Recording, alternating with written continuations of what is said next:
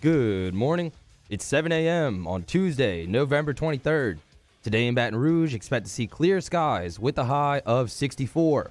Coming up on OTB, guest-heavy show today, LSU men's basketball coach Will Wade joins us at 7:30, plus Cody Worsham calls in at 8 a.m., and LSU women's basketball coach Kim Mulkey joins the show at 8:30. We also have our OTB mailbag at 8:15, and Nick Underhill of New Orleans Football calls in at 9 a.m. to talk Saints. You can follow today's show on Twitter or Instagram at OTB_ESPN, or watch us on YouTube at the 1045 ESPN channel. You can also check us out on YourView. Hour number 1 of Off the Bench, live from the Mercedes-Benz of Baton Rouge studio, starts now. Let we go! All-Star Toyota presents Off the Bench with Jacob Hester and T-Bob Hebert. Yeah! Off the Bench with Hester and T-Bob. Hey, they said I gotta come off the bench. All-Star Toyota presents Off the Bench with Hester and T-Bob. Yo. Hello, and welcome in to Tuesday's Off the Bench. Whoa, my hair is way higher, crazier looking than Easy, Ryan Cabrera. I thought when I put these headphones on. I mean, that is a poof. That is ridiculous. Okay, I'm going to try to get this thing under control. When's the next Twilight come out? Oh my God, dude. Look at the volume on that thing. I mean, you could hide like a naval warship inside those reeds. Just sneaking like a little nuclear submarine amongst the bottom of the ocean. It's maybe not playing well if you're just listening on radio, but just know my hair is very high today. I'm doing It looks like when Moses parted the Red Sea. I'm doing my best fat Marty Smith today. So there you go. The higher the hair, the closer to God. Isn't that what the Texans say? Isn't that what suburban Dallas wives say? That's what we say here on Off the Bench. Look, I hope you're having a great Tuesday morning, okay? We are one day closer to Thanksgiving, and we're going to give thanks today because we got a great show. Like, we're going to give thanks for? We're going to give thanks for this LSU basketball team, which is absolutely rolling people. I mean, dominating. I cannot wait to talk to Coach Wade coming up at 7:30. At 8 a.m., we got Cody Worsham coming on to break it down. I am still dusting off the basketball cobwebs in a lot of ways. As you know, we're here at the end of football season. Yeah. Final week of the Edo era. There's all the coaching search talk. You're not an SEC play for basketball yet, but Belmont was a good team, and you just absolutely smashed them. And as we'll see in headlines, Jake, you have now done something that no LSU team has done since 1946, 1947. That's right. Like a couple of years after Hitler was killed, or a year after, right? I don't know the exact date. The point is, it's been a long time since you started a season this good. And so we're going to break it down today as we all kind of start to brush these basketball cobwebs off. Jake, how you feeling today? Feeling good. As I told you, saw the new Ghostbusters last night. Really enjoyed that. Brought back some nostalgia from the 80s. So that was good. So had a good family night at the movie theater. You went to the theater? Mm-hmm. Oh, wow. Okay. I didn't go to the one that you push all the time. Pretty dumb, because actually Ghostbusters Afterlife is in the PLF theater, so I know that's on you. I know. And there's a super sweet arcade for the boys, but that's Yeah, see, but they you don't can need lead all a that. horse to water, you can't make him drink. I feel like Coach Moffitt right now. I mean, I'm just They don't trying need. They don't need the arcade. They want the food. Okay, well they have Coke Ices with whiskey in it that you can get, and they Memphis have prefers his without whiskey. Cheetos popcorn, which was interesting. Look, whatever, man. Again, I can say, look, drink from these waters, and ye shall be healed, and yet you continue to ignore. But I'm proud that y'all went to the theater, at least. I guess there's no way to watch Afterlife at home. I don't know. I couldn't tell you. That's one of those ones I had to see in the theater, though. Big Ghostbusters guy growing up. Yeah. Oh, yeah. I guess it is. I mean, a child of the 80s. It is right there in the sweet spot.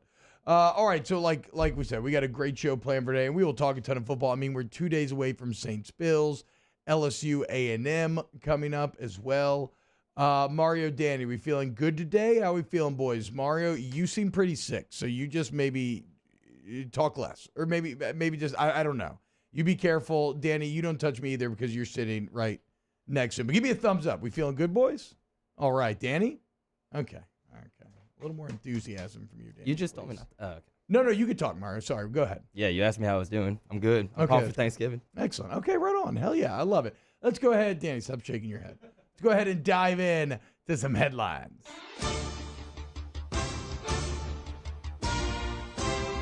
OTB headlines are brought to you by Barbecue Guys. Barbecue Guys, for those who are born to grill. Visit bbqguys.com to learn more.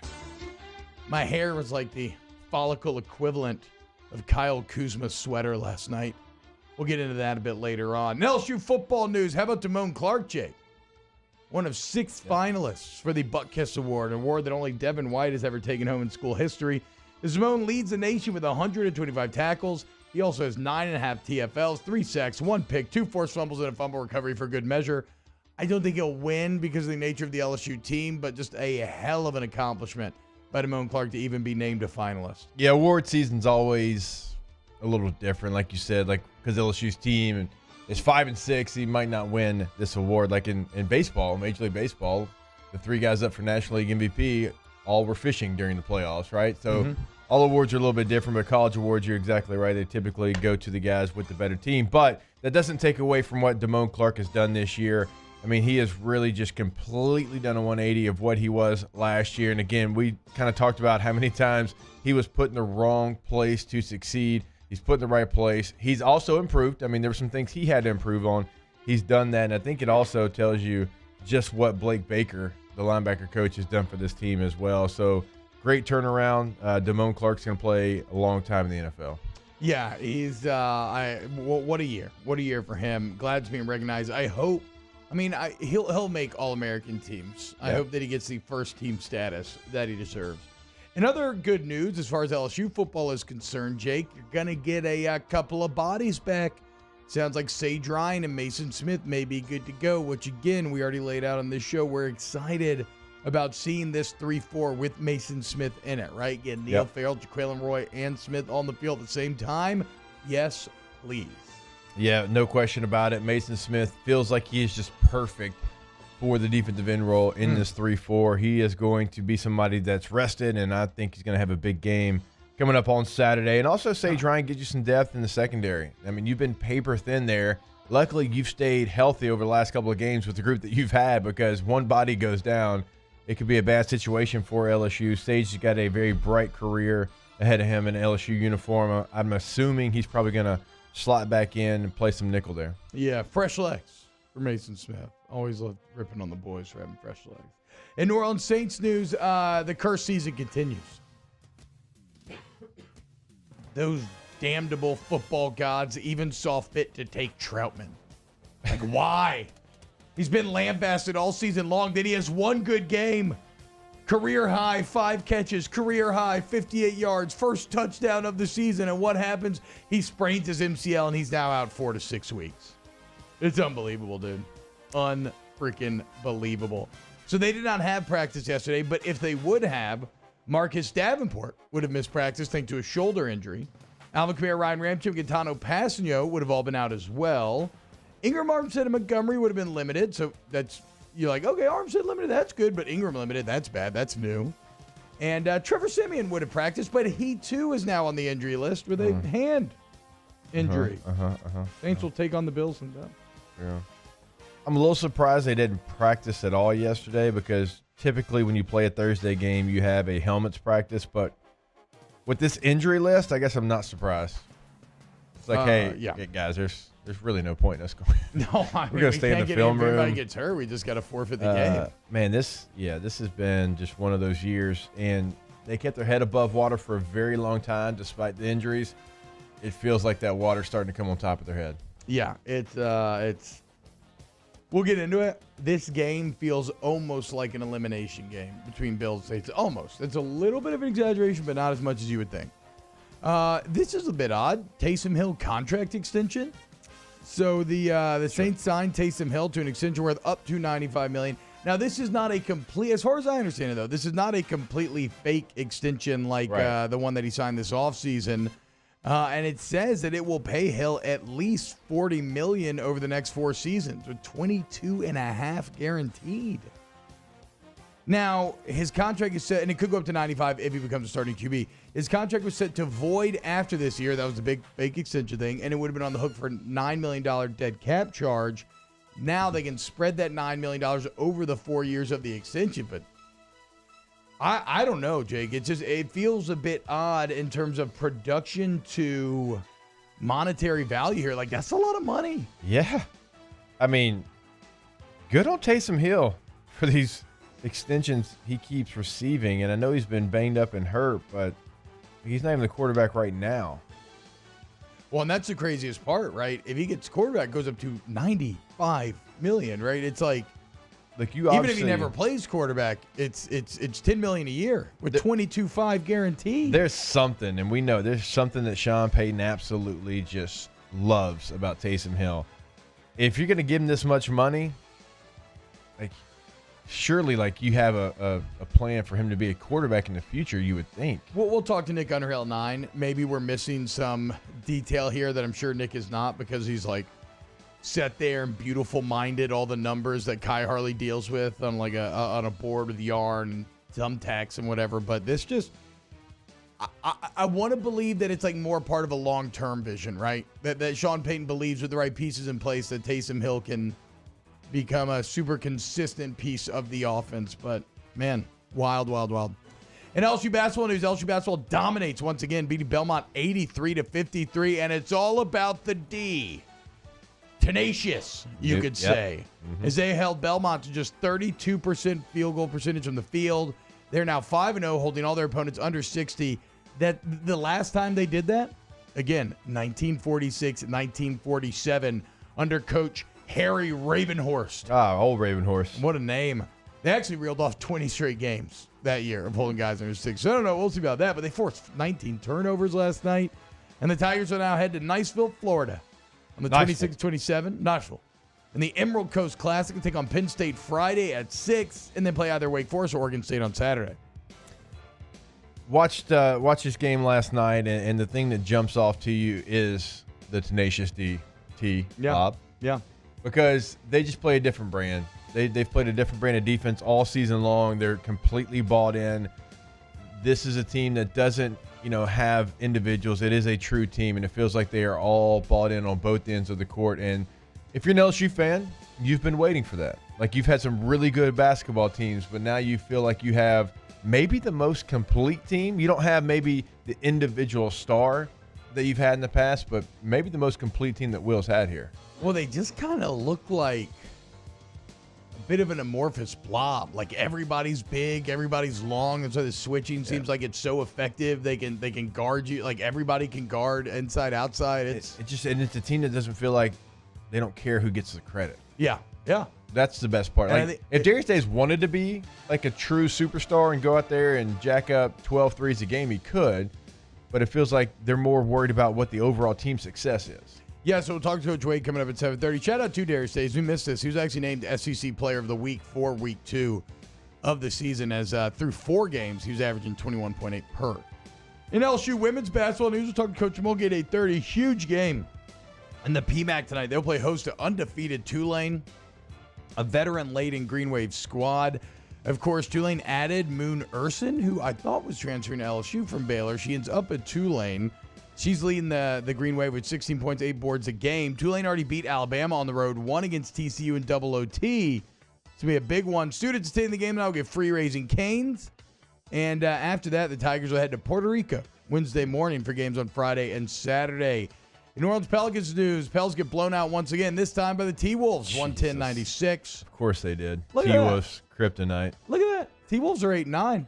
That's great. That's still a losing record. It kind of feels like our degenerate friend has now gotten his life together. He stopped skipping school with us and hitting whippets behind the gas station. All of a sudden, he's going to class. He's holding down a job. I mean, what an idiot. That's fine. We're going to keep doing the whippets, okay? Uh-huh. Yeah, it's fun. Yeah. Pelicans are now 3-16. And finally, in some exciting news for all you USFL fans, which I am one. I was a big fan. Absolutely you are. Michigan Panthers? Michigan Panthers and the Oakland Invaders. Ooh. The old man played in 2 of the 3 USFL championships. Beat Jim Mora and the Philadelphia Stars in the first ever. Lost to Jim Mora and the Philadelphia Stars in the third one. How about that? Remember him? But he did not play for the New Orleans Breakers. But somebody will, as the New Orleans Breakers are part of the new USFL League launching. Shout out to the Breakers. Yeah, do you think when this news broke that Big Fave started to do some stretching? Oh, hell yeah. No doubt. He'll be out there. Oh, man, I guess I hadn't really considered that. Yes, dude. Come on. Let's go, Fave. Get ready. Big as a gorilla. Some of these. Nobody loves making noise during pass rush more than Fave. Kind of makes sense, though. Good luck, Big Convince Fave. the coach you're giving effort. Yeah, Fave, you got this, bro. I'll join you, dude. I'll go play center. Not really. No, you won't. My body would break. In one snap. All right, when we get back here on Off the Bench, let's go ahead and talk a little, set up Wade a little bit, little Saints Bills, little LSU A&M, a little bit of everything, and then we'll talk Coach Wade at 7:30. Hit the like button, keep it locked, share with your friends. Off the Bench, 104.5 ESPN. If you were born to grill, you have to go to Barbecue Guys for all your grilling and outdoor living needs. With the largest selection of top grills and outdoor products and best-in-class customer service, Barbecue Guys has it all. Visit bdqguys.com. That's bdqguys.com. Off the Bench with Hester and T-Bob. ESPN Baton Rouge, New Orleans, Alexandria, and 1130 The Tiger. That Daniel Jones pick last night, all-time bad pick. I mean, that is horrible. It's almost like some bad car accident or something. Well, remember, if you get in an accident, you call Donaldson Glass and Body because the police cannot tell you who gets towed. The insurance company can't tell you where to go. And you want to go to Louisiana's #1 body shop, which, make no mistake, I'll put that on anything. I've seen my own vehicles go through the body shop process, come out looking brand new. I've seen plenty of others. You'll be blown away when you see the facilities firsthand. Be like, T-Bow, I don't have time to get down to Donaldson. I got stuff to do. Okay, look, if you need collision repair anywhere in the listening area, free pickup and drop off collision repair, or free pickup and drop off delivery on collision repair. How about that? Go to DonaldsonGlassBody.com. Yeah, Beck, I'll also tell you it is worth the drive, right? If you've got something going on with your vehicle, it is the place to take your vehicle. You're going to be transparent throughout the entire process. You're going to get great pricing, and I promise you're going to get the best customer service in the game. DGBauto.com, DGBauto.com. We opened up the playbook and expanded our coverage. Listen daily in high definition on 98.1 HD2. We are 104.5 ESPN Baton Rouge. Bayou Ford has 0% for 60 months on new Ford F-150s. All new Bayou Ford vehicles come with a 1 million mile powertrain warranty. And now 0% for 60 months on Ford F-150s. If you need sales or service, the crew at Bayou Ford is going to do right by you. I had to leave my parents. I had to move schools. I don't know anyone here. Everything keeps changing. Why is this happening to me? I'm sure glad you're here. Change a child's story. There's a child in foster care waiting for a volunteer like you.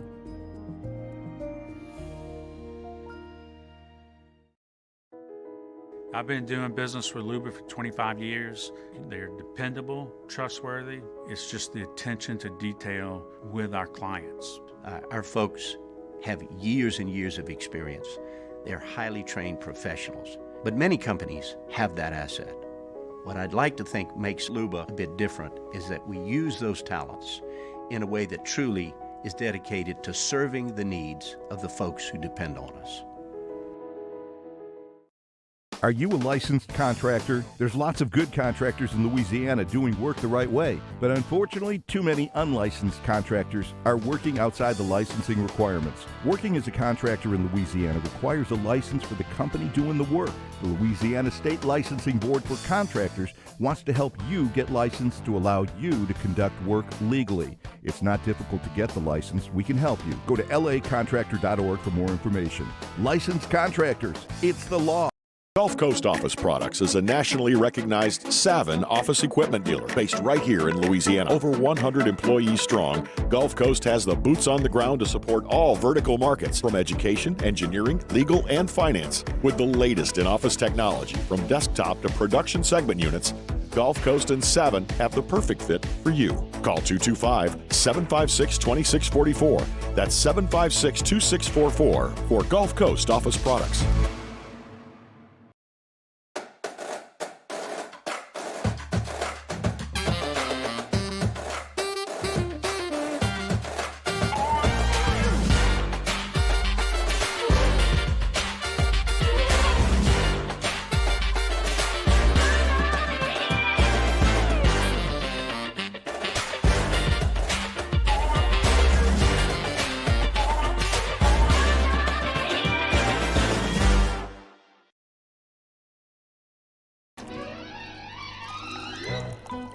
Le posso offrire un caffè?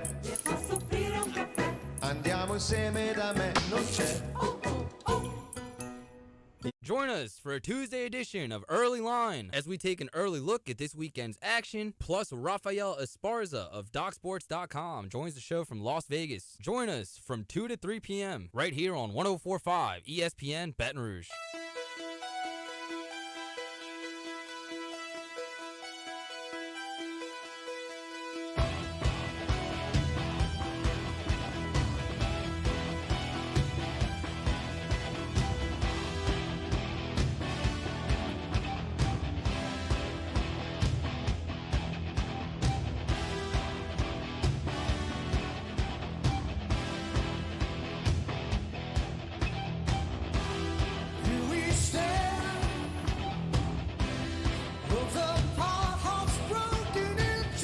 All-Star Toyota presents Off the Bench with Hester and T-Bob. ESPN Baton Rouge, New Orleans, Alexandria, and 1130 The Tiger.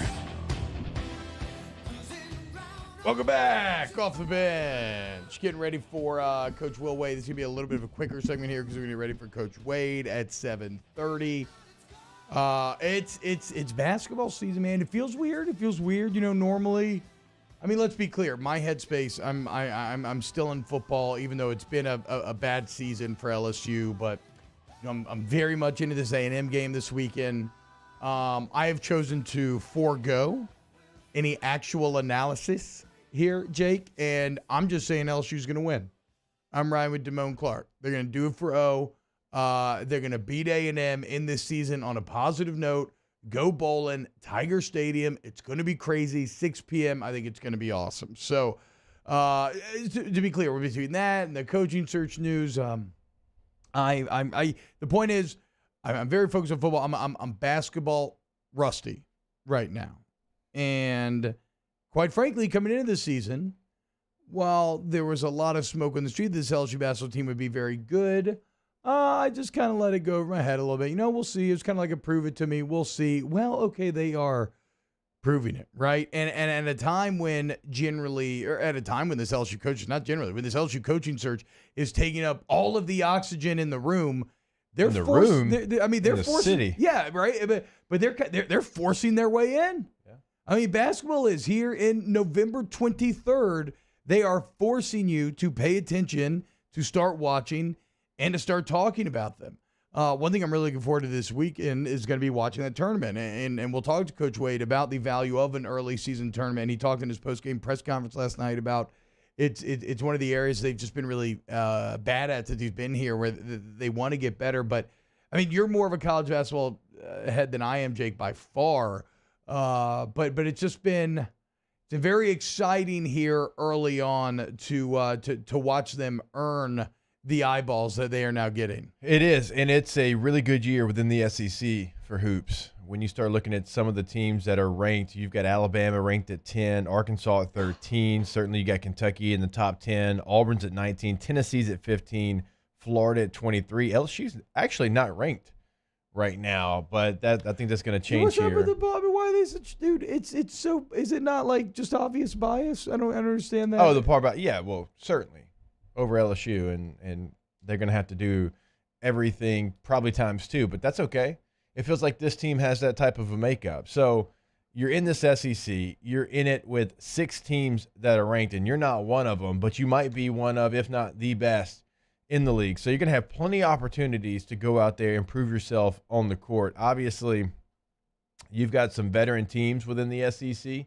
You have some teams that brought a lot of guys back in, but you know what? That's not a for sure thing in college basketball. So it's okay that you've got a lot of new pieces.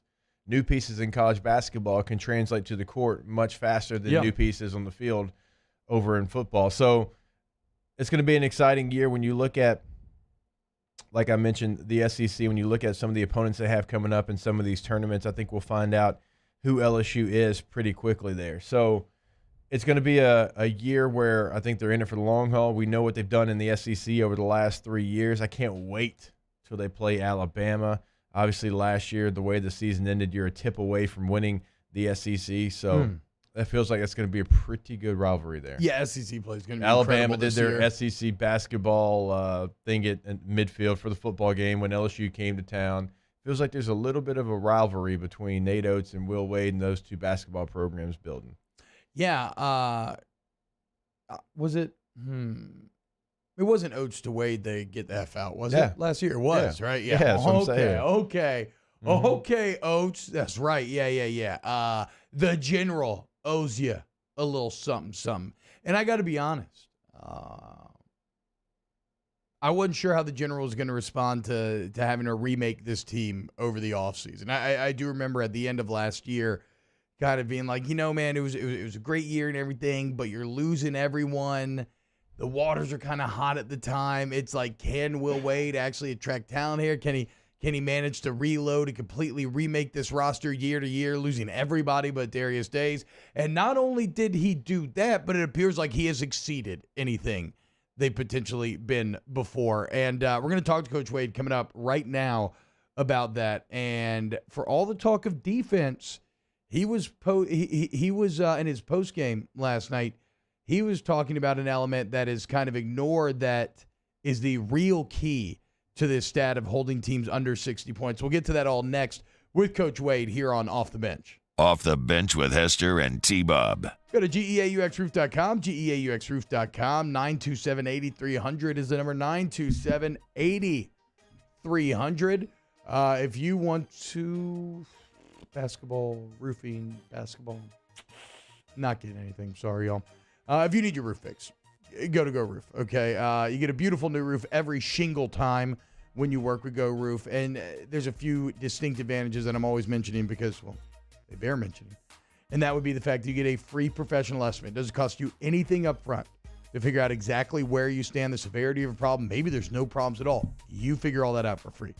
Then, when the work begins, of course, everybody's licensed, bond, insured. But beyond that, they offer a 2-year workmanship guarantee on top of the manufacturer warranty. So you have that peace of mind that if anything does go wrong, they got your back. Great guys, gals. You'll learn that when you work with them. 927-8300. Hit them with a roof's up. Go Roof. In times of need, get a full list of phone numbers, websites, and other important emergency information on the Demco Stormwatch page at 1045ESPN.com.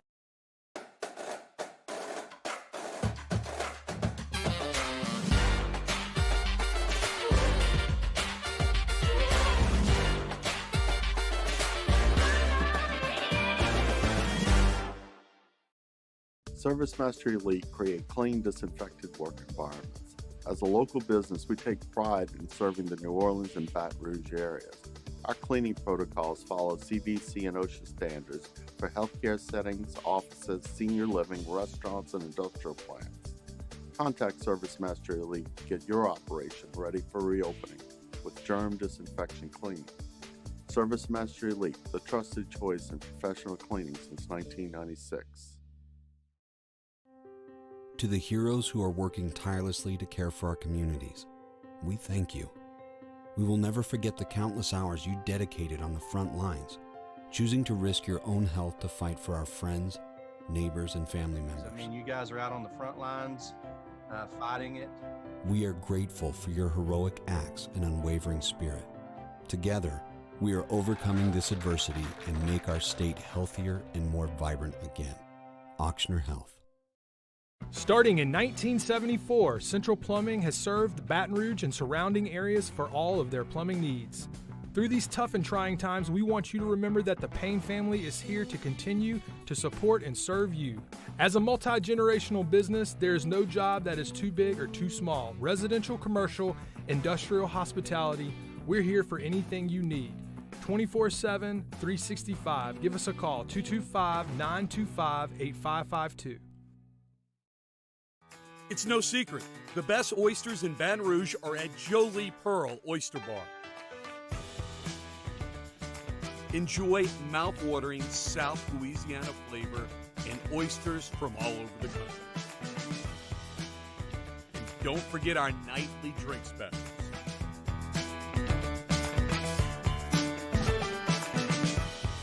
Jolie Pearl Oyster Bar, located in downtown Baton Rouge.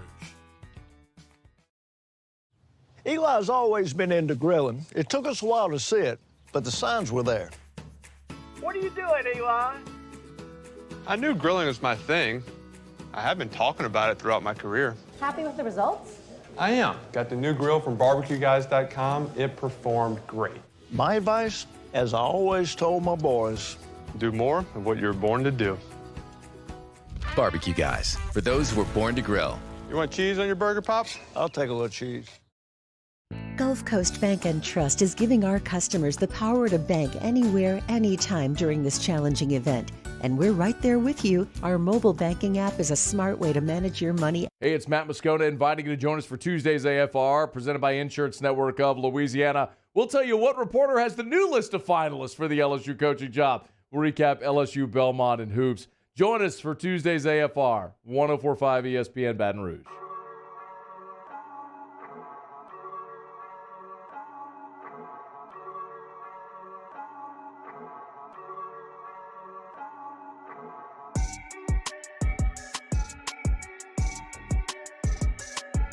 All-Star Toyota presents Off the Bench with Hester and T-Bob. ESPN Baton Rouge, New Orleans, Alexandria, and 1130 The Tiger.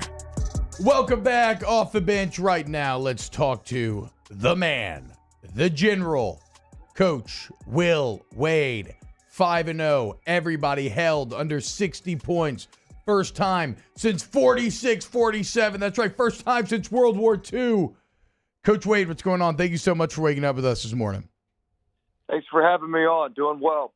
Okay, so let's start with the defense, Coach, because that's what it's all about. But you addressed this in your post-game press conference last night, and I want you to expound on it a little bit, where you said, look, our defense maybe hasn't been as bad as y'all have all thought of last year's. The real key has been the rebounding, and that's where you've really been killing people this year.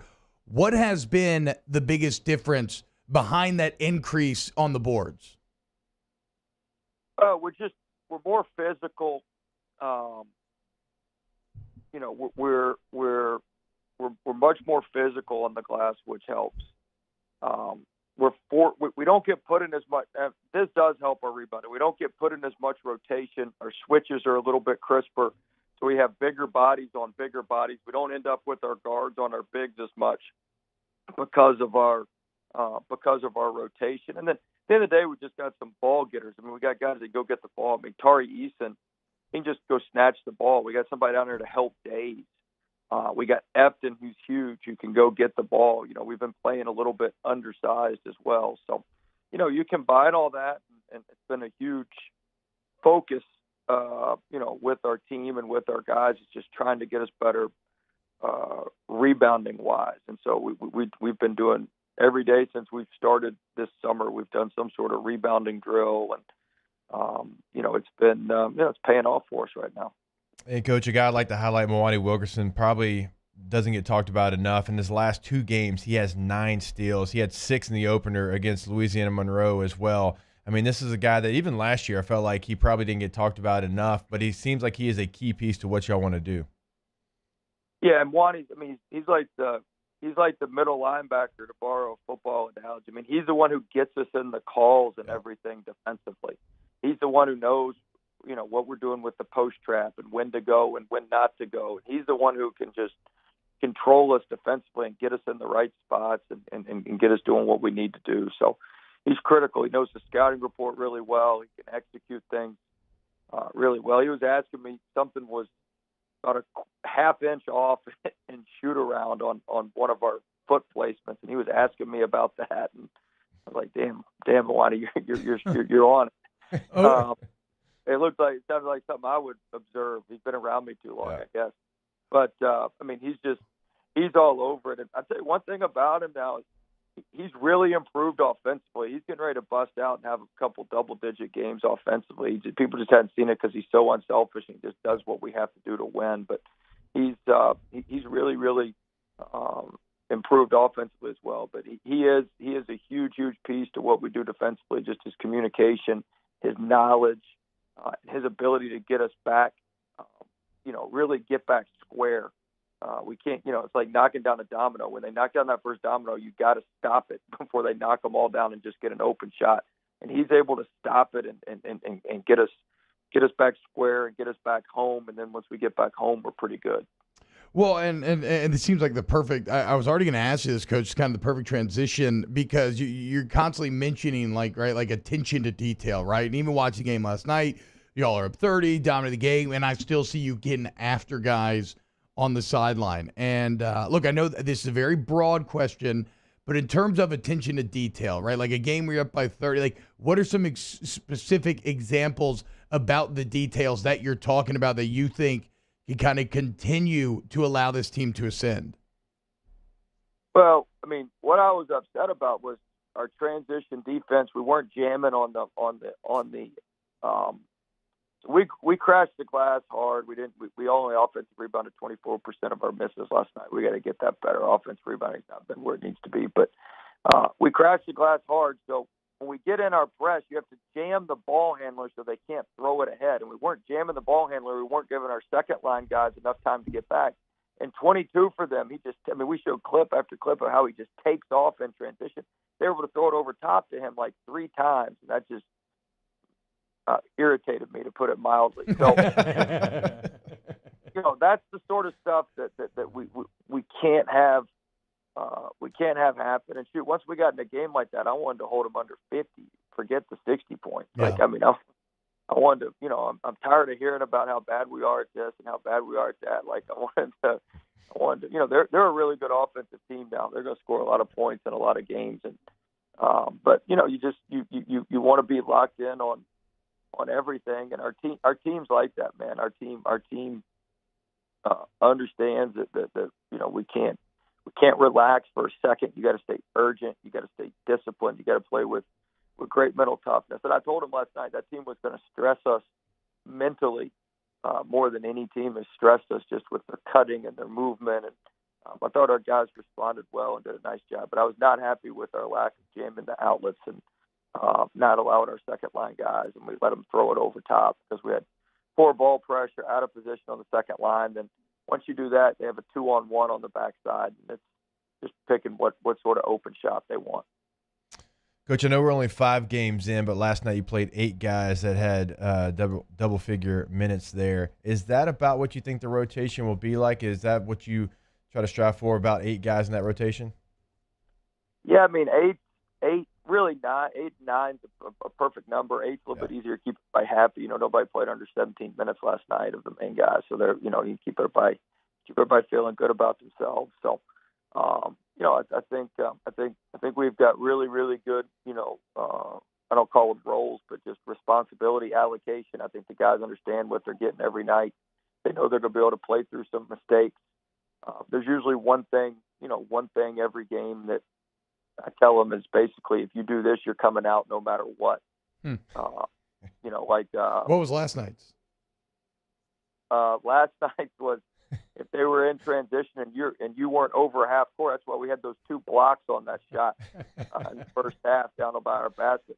I said, if everybody's not over half court and they're scoring in transition, if you're on the other side of half court, I said, you are coming out. I said, I want everybody swarming that ball because I knew we need to get our athleticism in the game. I really thought it was going to be a really, really close game, so I thought a couple plays like that. There's one time in the second half, old Gaines, he wanted to stay in that game. He was like cruising to half court, and he's so fast he turned his jets on and just barely got over half court. Kind of looked back at me and spurred. He knew I was dying to catch him. But I think the role, the responsibilities are good. I think our guys understand, what they need to do. I think they play well together. I think we've got good rhythm. We've got good chemistry. We just got to keep it going. Coach, you talked about attention to detail. It's kind of in the same vein as the attention to detail comments where, again, you were talking to the guys about how every possession matters when it comes to KenPom and everything else that decides these tournament things down the road. Can you expound on that a bit, I guess, this idea of literally every possession having value? Yeah, I mean, your defensive numbers, like the numbers I use, to me, the game last night went statistically final with 9.5 minutes left. I only use our numbers before basically garbage time, before the garbage time kicked in. 9:37 remaining in the second half. That's when the game was basically over. that's the numbers I'm going to use for the game. The last 937 is just kind of wasted time. However, that's what I use because that's kind of the real numbers, and our offense performed well. Our defense performed even better. We scored 1.2 points of possession offensively during that time, which is tremendous, and we held them to 0.57 points per possession. Now, KenPom, their points per possession are going to be higher than 0.57 because we gave up some stuff at the end, and so that's the rub on all of that. And so you're when you get down to whether you're when you get down to 5 and 6 spots in the rankings, it's like thousandths of a decimal point, and so every little thing matters. The good thing we did last night was we didn't walk them to the free throw line. A lot of times at the end of the game, you walk them to the free throw line. That kills your defensive numbers when you're walking to the free throw line.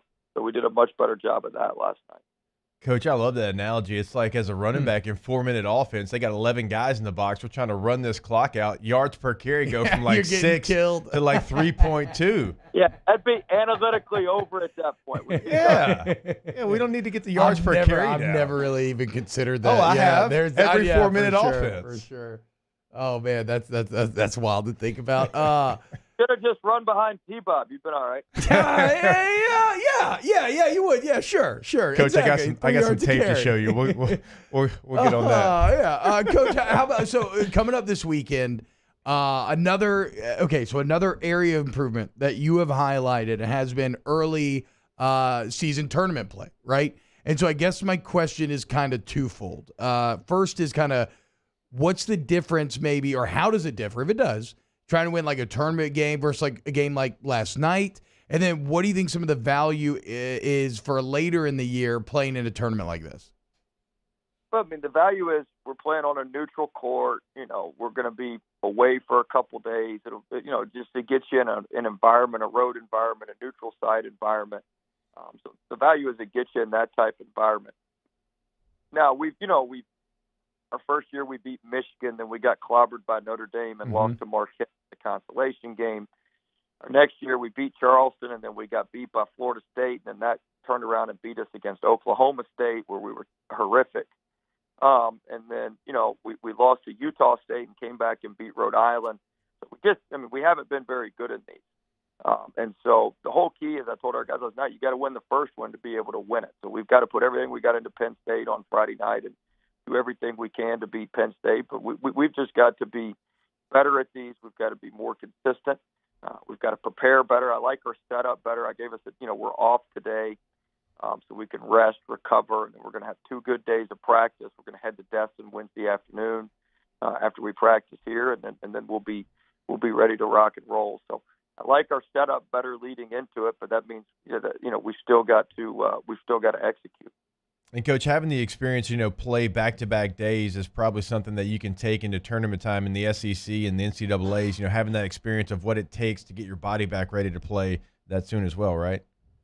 Yeah, quick turnaround with scouting will be a little bit different. Certainly, our recovery and our nutrition and all that stuff will play a huge role as we have the quick turnaround from Friday night to Saturday afternoon. So it'll be good for us just to have that experience and be ready to go when we need that later on in the year.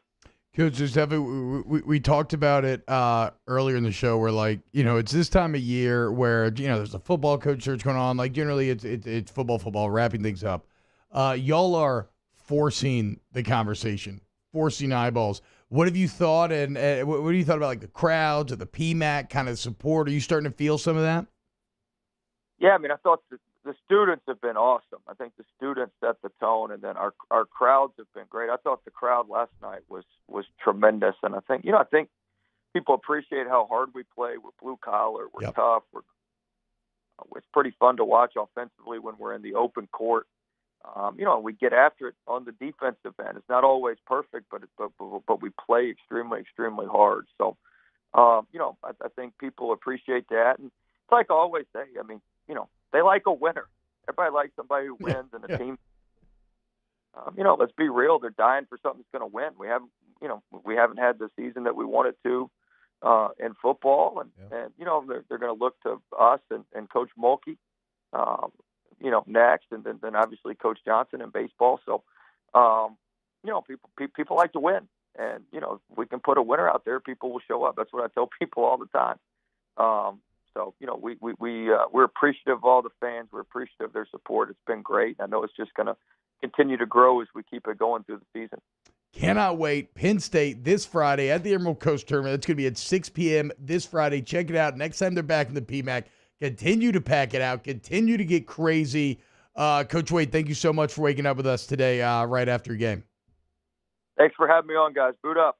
Yes, Thanks, sir. Coach. Boot up indeed. Ooh. The attention to detail in everything that he does.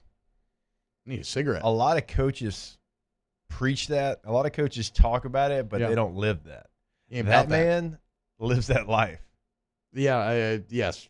Like you said, talking the talk and then walking the walk that goes along with it. I mean, talking about jamming guys. I love that rule too. I love that idea that you have like a rule because like as a player, you always want to know exactly where you stand, right? Mm-hmm. So I like the idea of going into a game with like a where you have a single point of emphasis. Where like, look, if you don't do this, I'm going to take you out. Yeah. So like, don't get mad at me. It's not personal. It's not like you're just in the doghouse or anything. No, I'm just telling you, you have to do this or you will get taken out. Like as a player, that'd be great because you would know exactly what you need to do if you want to stay on the court. It takes the gray area out of it. Yes. You can't get in your feelings if you get taken out. If I told you before the game, no matter who you are, 1 through 5, if you're on the other side of the backcourt in transition, you're out. I can't remember who he was talking about either, but I love that whoever was barely got over half court and kind of smirked at him. Gaines has got some piss and vinegar to him. People love Gaines. No bigger Gaines fan than Shea Dixon. But yeah, man, what an exciting basketball team. So I can't wait to continue to see this journey and continue to get hyped about this team. I think it's time to get an LSU basketball jersey. I tweeted it last night. Time. I saw that. I saw. So really, what that means is, throwing in. Why don't you? I did. Why don't you talk to the equipment room there, Jake? Maybe, I almost quote tweeted and said, "What size do you want me to grab?" Yeah, that's what I'm telling you. That's what you were trying to do. I don't know. You should have just tagged me in the tweet because you basically did without doing it. I'm just kind of putting the line out there a little bit, just seeing if there's a little nibble. All right, when we get back, let's go ahead and wrap up hour number 1. We still got Cody Worsham talking basketball, kicking off hour number 2. We still got Coach Kim Mulkey at 8:30, mailbag, all of it on Off the Bench. Off the Bench with Hester and T-Bob. Go to allstartoyotaofbatonrouge.com, allstartoyotaofbatonrouge.com. If you like OTB, you can help us by supporting our sponsors. Man, they help make the show happen. And I love All-Star. 2022s are here. The holiday deals are here. You go to allstartoyotaofbatonrouge.com and go check out all of said deals. And whether you're looking to rent, buy, if you want a Toyota certified used vehicle, you want a brand new vehicle, it's not just a selection of different types of vehicles, Jake, but it's also all those other things, right? Rentals, buys, used, new. They got it all at All Star Toyota Baton Rouge. Yeah, I've been telling you about the rentals for a long time. We've had a lot of people come to us, and we have sent them over there, and they've been incredibly happy, including one that they were going to need multiple rentals over the next 6 months. 6 months. They sat down with All-Star. They planned it all out, got it all done in advance, and that way their vehicles were ready when they needed them. Said it was the easiest process they had. Remember, per-day pricing better than anyone else. AllStarToyotaBatonRouge.com. Our listeners fire off their opinions on the JimsFirearms.net hotline at 499-1045. Keep listening for your next chance to shoot us your thoughts with the JimsFirearms.net hotline on 1045 ESPN Baton Rouge. At All-Star Toyota, you get it all. If you're in the market for an all-new Toyota vehicle, come see our friendly and knowledgeable sales team at All-Star Toyota. Located in Baton Rouge at the corner of Airline and Goodwood, we've been serving our community since 2005 by offering a large selection of new Toyota cars, trucks, and SUVs. Get behind the wheel of your dream car and take a test drive at All-Star Toyota today. If you're in an accident, a car accident, a slip and fall where you're injured, you need to call an attorney. The defendant insurance company, it's their goal to close the case as quickly as possible and pay out the least amount of money as possible. That's why it's important to call an attorney and call the law office of O.C. Brown. At the law office of O.C. Brown, we're a family-owned firm. We want to be your law firm for a lifetime. Follow us on Twitter at 1045ESPN to cast your vote in the Citizens Bank and Trust Poll of the Day. Vote daily inside Off the Bench, Hunt and Hill, The Early Line. And after further review, Citizens Bank and Trust brings you the Poll of the Day via Twitter at 1045ESPN. Yo, Jake here for Patient Plus Urgent Care Clinic, the place that's going to be convenient for you during an inconvenient time. Look, you hear me talk about my 4 boys all the time, and sometimes things like stitches, well, they happen. And in fact, they have. And Patient Plus is always taking care of us, just like they'll do the same for you. And now with 7 convenient locations across the Baton Rouge area, open from 9 a.m. until 9 p.m., 7 days a week. And also at patientplusuc.com, you can sign up for your appointment on the way to the clinic. That's Patient Plus Urgent Care Clinic. Get in and get better. Bayou Ford has 0% for 60 months on new Ford F-150s. All new Bayou Ford vehicles come with a 1 million mile powertrain warranty. And now 0% for 60 months on Ford F-150s. If you need sales or service, the crew at Bayou Ford is going to do right by you. Front to Back Boat Service has been family owned and operated for 30 years. And the Sherman family is NMEA certified. That's the National Marine Electronics Association at Front to Back. They are committed to improving the safety and technology of marine electronics through installer training, interface standards. And look, the fall and the winter, it's the perfect time to do that yearly maintenance you've been putting off. Get those parts you've been wanting. So schedule your appointment today at Front to Back North Airway off of Airline Highway. Tonight, we invite you to celebrate life, wherever and whenever you can, understanding that time is never on our side. Instead, gather up your friends tonight and share a few stories and laughs over a good bottle of wine. Or maybe a family meal that gives everyone a chance to reconnect and remember what's really important, whether it's for a birthday, an anniversary, or simply to remind someone special that they are loved. Rafino's, where Louisiana comes to celebrate life. It's the Monday evening edition of Game Time presented by Bet Rivers. We're live at Rouge Creole in Perkins Row, recapping all of the college and NFL action from the weekend on 104.5 ESPN Baton Rouge.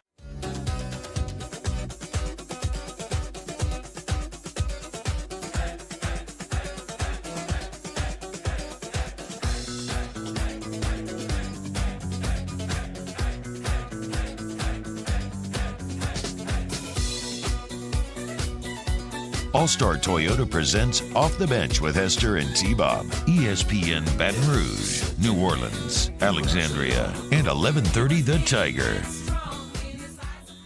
Welcome back. Off the Bench.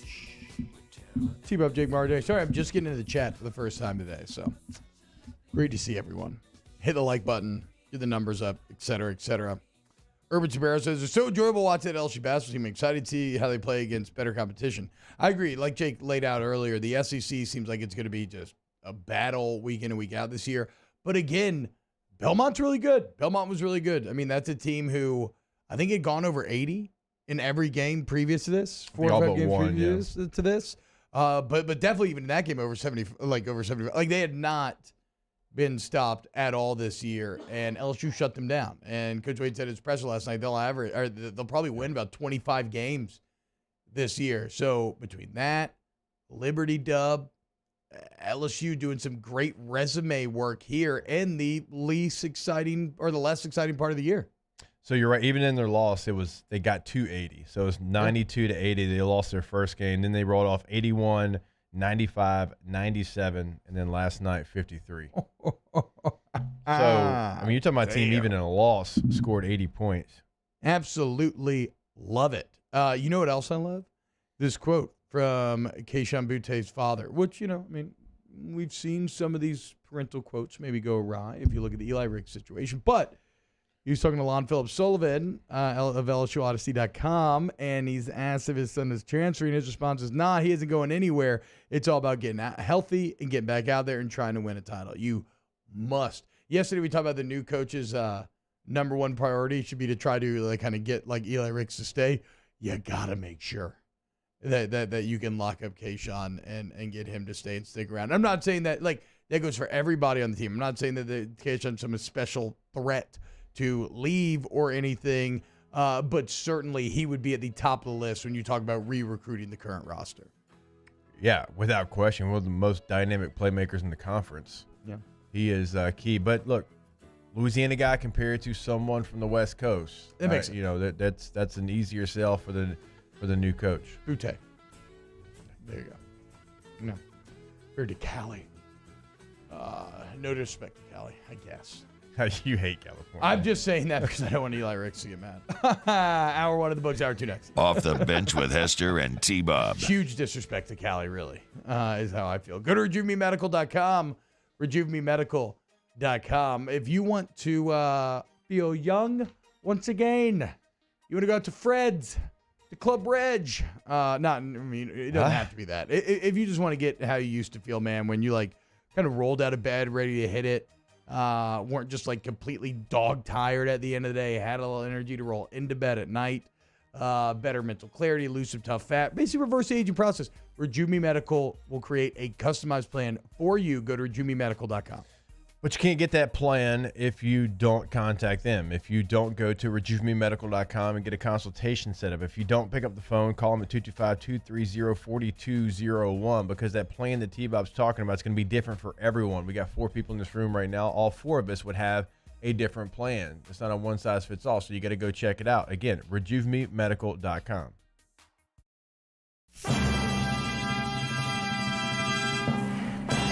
Thanks, you're ready.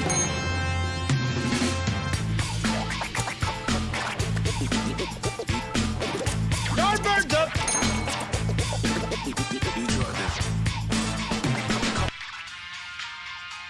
Veggie's in the window. Barbecue guys, born to grill. Pops, how many steaks you want?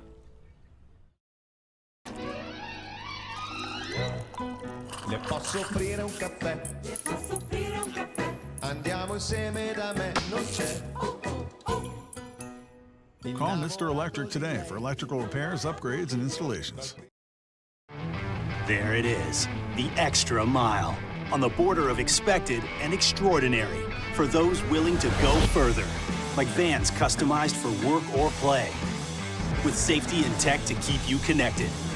Supported by a 5-star sales, service, and finance team. And backed by the 1-star you know. So go the extra mile. It's never crowded because so few have what it takes to go there. Mercedes-Benz Vans. Crime has serious consequences, but anyone can make a mistake. If you find yourself in trouble with the law, know that you have rights, and it's okay to demand them. The law offices of O.C. Brown are here to protect you and your rights. Felony or misdemeanor, DUI or drug charge. No matter what crime you're accused of, you still have rights. Let the law offices of O.C. Brown uphold them. Call 225-343-1111. Your law firm for a lifetime. Are you a licensed contractor? There's lots of good contractors in Louisiana doing work the right way, but unfortunately, too many unlicensed contractors are working outside the licensing requirements. Working as a contractor in Louisiana requires a license for the company doing the work. The Louisiana State Licensing Board for Contractors wants to help you get licensed to allow you to conduct work legally. It's not difficult to get the license. We can help you. Go to lacontractor.org for more information. Licensed contractors, it's the law.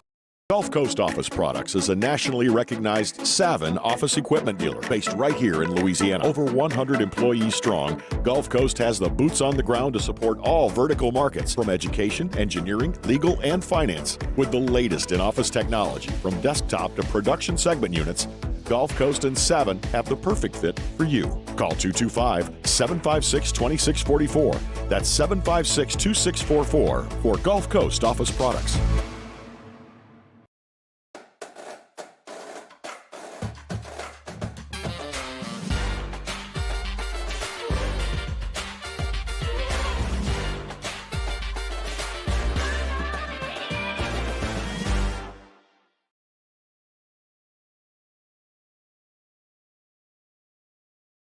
This hour is brought to you by Central.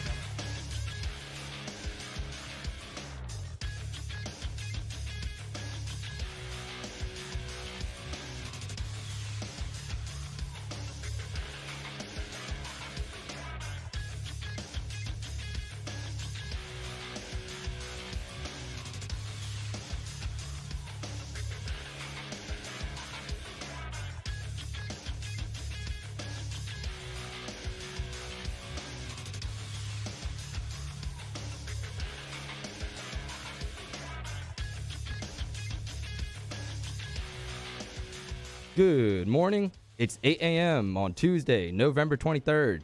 Today in Baton Rouge, expect to see clear skies with a high of 64. In case you missed hour one of the show, you can now catch that up at the on-demand section at 1045ESPN.com. Coming up on OTB, Cody Worsham joins us up next to talk college basketball and LSU football, and LSU women's basketball head coach Kim Mulkey joins the show at 8:30. We also have our OTB mailbag coming up at 8:15. You can follow today's show on Twitter or Instagram at OTB_ESPN, or watch us on YouTube at the 1045 ESPN channel. You can also check us out on YourView.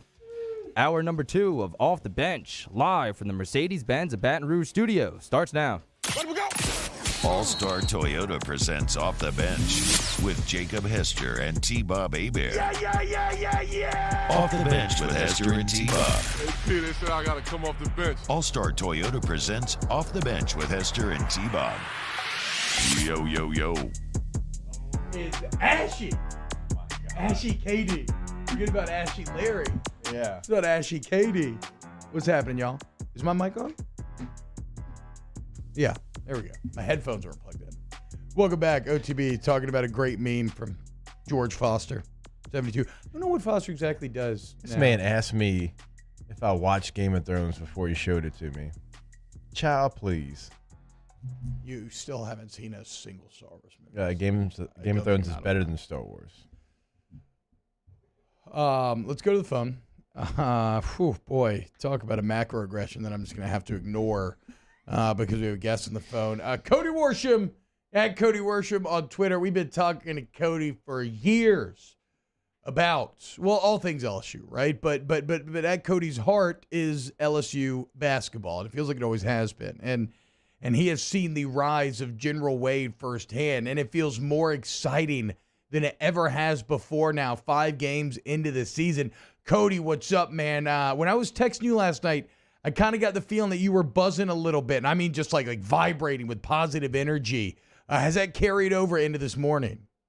It has. I'm fired up this morning, T-Bob. I hope you don't share those text messages. They're probably not appropriate for radio. You might get a fine. I'm fired up, man. That was a fun game. This team's really fun. Their energy is contagious. The way that they, usually you think of trying to sell basketball tickets and, man, we can score all these points and we're, high flying and all this stuff. And they can do that, but their defense and their defensive energy is contagious. Like I watched the game from a few different vantage points last night. I was in the crowd a little bit with my buddies at one point, and I kind of went down to the sideline, and just you can feel people feed off that energy. They can sense when they're sitting down and guarding and containing and hustling. And the play that really sparked everything last night was that kind of double block between Tari and Murray, and they just the crowd feeds off of that. Usually the crowd feeds off of dunks and threes and all that stuff, and they've got dunks and threes. They can still score the ball, but their defensive energy is contagious, and it makes you excited for the potential of this team because if you can guard, you can go a lot of places. Cody, I know that you do a lot of work with the social team in the digital space. I will just say this: free ideas here. There's probably a lot of old Tenacious D clips that you could mine for some LSU basketball memeable material because it is all about the D this year. Now, I was very interested to hear Coach Wade talk about, it wasn't defensive, we just talked about it, but he was basically saying, look, the defense hasn't always been as bad. It's more that we're just like rebounding now. We're not allowing second chances. What has been your interpretation of why the defense has been so dominant here to start? I think the biggest thing is they move on a string. Everybody moves as one. You don't have one guy closing out and then the ball moves and the next guy closes out. They're all moving with the ball. They're swinging with the ball. They're like an amoeba. They kind of fit the shape of the container. They're very, very fluid defensively. So that's the first thing. I think what ties into that is personnel. You have a lot of gritty, tough,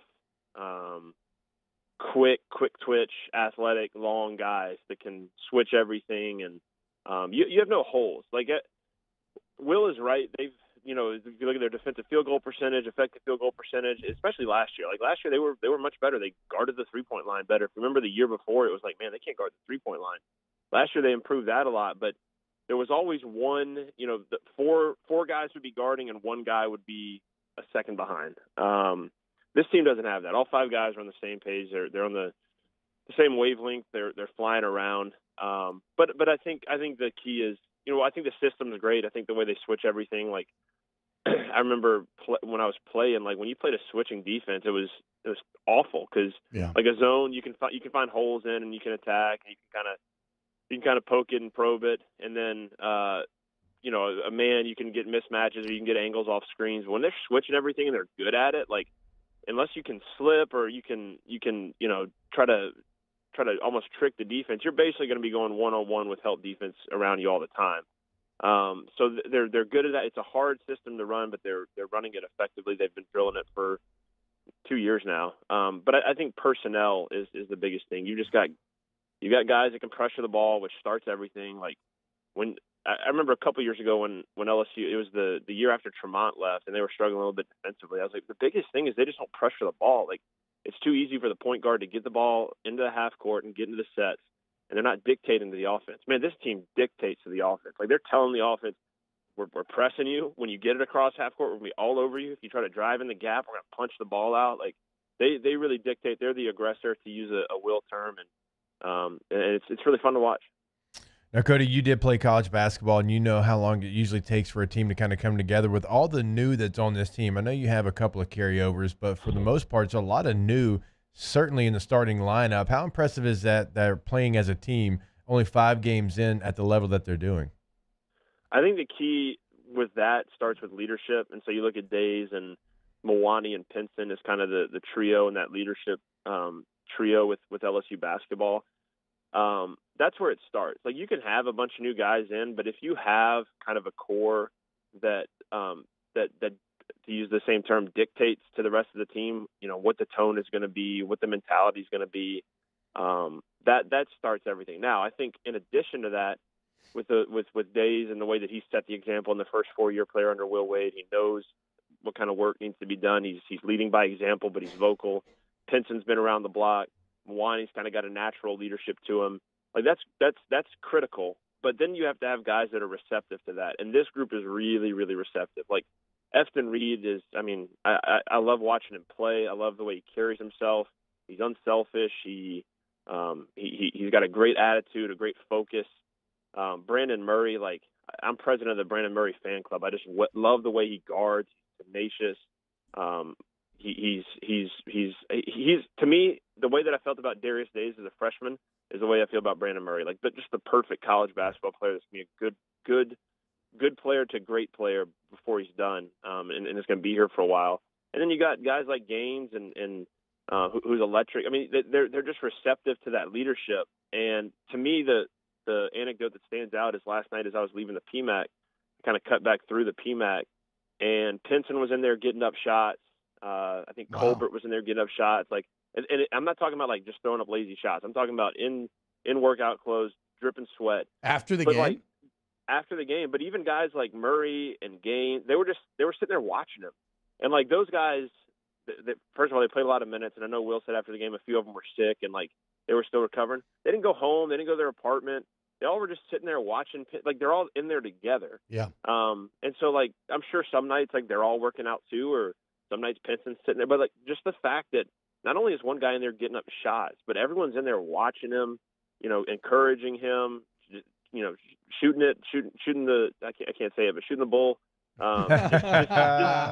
Just hanging out and good vibes, right? Like that, to me, that tells me that there's something different about this team to where they're really on the same page. They love basketball, they love work, they love the grind. They just beat a team by 30 and played really well, and they're like, all right, let's keep hooping. Like they just love the game and love the work that goes into it, and that spells really well for this team. Now, Cody, we're talking to Cody Worsham, LSU sports, digital media, everything. I don't know. Cody has like 17 titles at LSU now, or 17 jobs. It's actually 18 now. It's up to 18. Oh, okay. Congrats on the 18th. Thank you. But I want you to take all that off. I want you to take off your analytic basketball hat because I think you're also representative of a subset of LSU sports fans where you have always loved LSU basketball. And maybe LSU basketball hasn't always loved you back, right? You talk to a lot of LSU kids that grew up in like the early 90s and they would fall in to this category. But before Will Wade, there just has not been the consistency that you are now living with. And this consistency seems like it is all coming to a head this year, Cody, where it's like maybe this team could be better than it's ever even been in the Wade era. As a fan, as someone who loves LSU basketball, how gratifying or just how nice has this been going into this Christmas season, feeling this great about the program? Yeah, it's great. You know, I grew up a huge basketball fan, but I wasn't an LSU basketball fan just because they didn't have that consistency, right? And so I grew up in a house with coaches, and we were fans of different coaches rather than different teams. And so the passion for LSU basketball developed slowly, but it was always about basketball for me and wanting this town to embrace basketball. It's always been a football town, always will be. I understand that. But I've always loved the sport and hoped that other people could see the things in it that I saw. And so I go back to 2018, the NIT in 2018. LSU plays ULL here in Baton Rouge. Will gives that famous fiery post-game speech. After that game, I wrote a column just like, for one night, Baton Rouge felt like a basketball town. Like there was passion. There was probably 8,000 people in the PMAC, but it was rowdy. Social media was really engaging with basketball. Like it felt like Baton Rouge was for one night a basketball town. And at the end of that column, I kind of wondered, like, what will it take to sustain this feeling? And you're seeing it now. It's, as Will just said on y'all's interview, people love a winner. And if they're wearing purple and gold and playing chess or checkers, they're going to come out and cheer. So that's part of it. Ooh. But I think people are seeing the qualities and characteristics of a team and the sport that are really exciting. And that's exciting for me because the crowds have been great. The student section's been phenomenal. We set a record the first 3 games, probably now the first 4 games at home with the number of students that were there. Like it's Thanksgiving break, and there were probably 1,000 students there last night at least, and they were engaged and active. You're kind of seeing familiar faces and the same people coming out and watching and buying in. It's exciting. And I think it's a testament to Will and his vision, his leadership. I go back to that same year, his first year. I remember we were playing a home football game, and Will was giving a speech before the game, and he was talking about being at the BYU game that year, that the season opener for football, and it was in the Superdome. And he kind of looked around and was like, the Final Four's here in 2022. Like it'd be kind of cool if we could be here and all the Louisiana fans would be here. And wow, that'd be kind of my 5-year vision. And to kind of be there now to where, look, this team's got a long way to go. They got a lot to improve. But for me to even be able to say that and not, be ridiculed or laughed at, like if this team makes the Final Four, I'll be thrilled. And that's a massive goal. And they're going to have to beat a lot of good teams to get there. But they've got the makings of a special team that can make a run. And the town is starting to feel that. The campus is starting to feel that. Coach Mulkey with women's basketball, like there's a lot of energy there. Yeah. It's an exciting year to be in and around the PMAC, and so that's gratifying. Hell yeah, man. That is. I agree. I'm one of the people getting swept up in it, and like I said, I'm happy for all the hoop heads out there. Also, Jake gave me a look when you mentioned chess, but Cody, Jake also hard on the chess right now. I sit by Cody on the plane. I see him playing chess all the time. Dude, do we have is there an LSU chess team?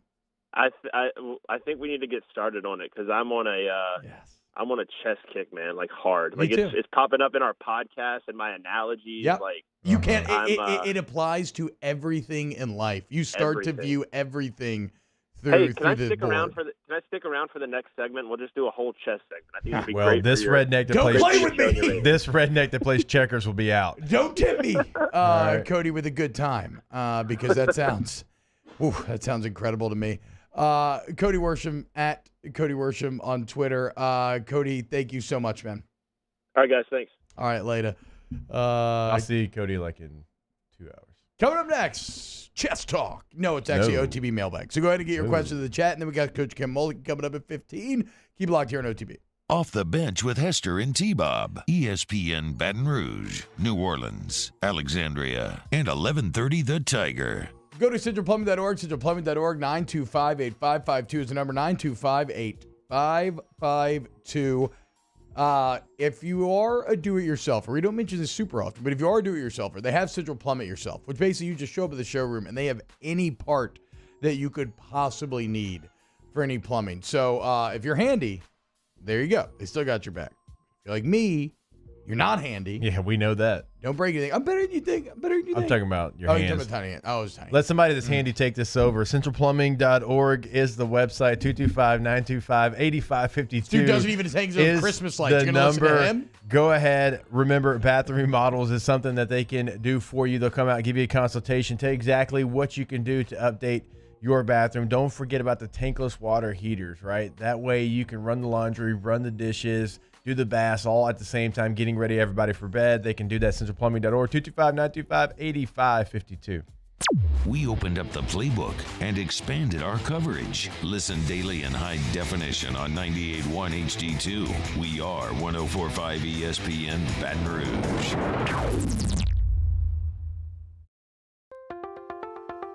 If you're in an accident, a car accident, a slip and fall where you're injured, you need to call an attorney. The defendant insurance company, it's their goal to close the case as quickly as possible and pay out the least amount of money as possible. That's why it's important to call an attorney and call the law offices of O.C. Brown. At the law office of O.C. Brown, we're a family-owned firm. We want to be your law firm for a lifetime.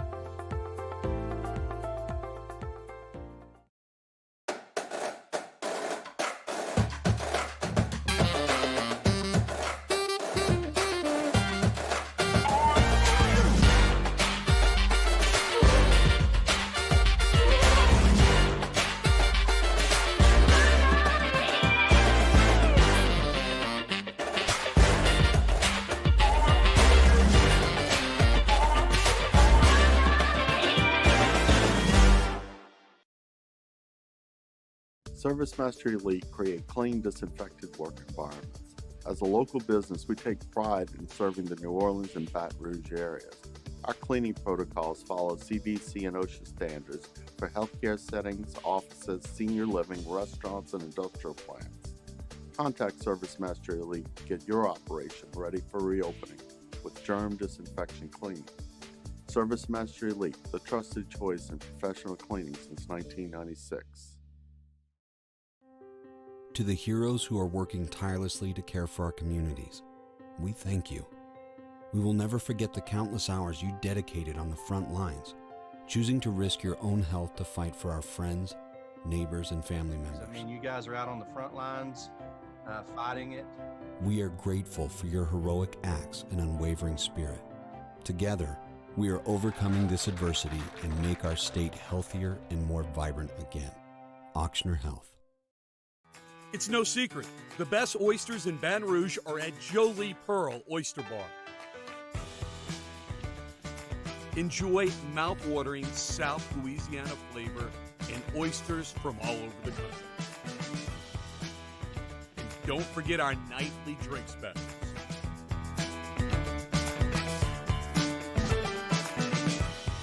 Jolie Pearl Oyster Bar, located in downtown Baton Rouge. Eli's always been into grilling. It took us a while to see it, but the signs were there. What are you doing, Eli? I knew grilling was my thing. I have been talking about it throughout my career. Happy with the results? I am. Got the new grill from barbecueguys.com. It performed great. My advice, as I always told my boys, do more of what you're born to do. Barbecue Guys, for those who were born to grill. It's round 3 of the Prep Football Playoffs, and we get you started Friday night at 6 with Louisiana Prep Preview. Catholic High and St. Paul's kick off at 7, immediately followed by a full 2 hours of the Louisiana Prep Scoreboard Show. On YouTube, Your View, and 104.5 ESPN Baton Rouge. Yeah! For the first time, it's going down history, baby. New 3-6 Mafia, featuring 8-Ball and MJG, Young Buck. It's a Tennessee thing. We gotta stay. Till I die. I gotta stay.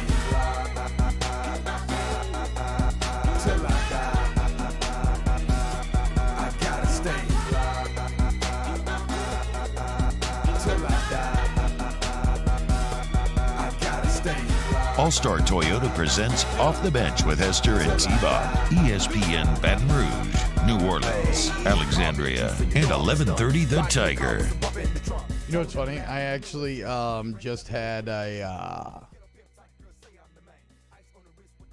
Chess.com app on my phone just told me it's been a year since I started playing. My 1-year anniversary. So I must have just finished Queen's Gambit around this time last year. I'm still only 700. What are you going to do? I'll reach 1,000 in Blitz one day. Welcome back to OTB. I don't know what that means. Nothing, really. Basically, I started this journey in the bottom 3% of Blitz chess players in the world. Now I'm at about 46.5. Not to brag, a year later. Some real growth. And my goal was 50. I thought 50 was 1,000, though, so I guess my goal is actually a little above 50. I'd like to get my rating up to 1,000. Let's go ahead and dive into some OTB mailbag. You know what I really like to do? Oh, my bad.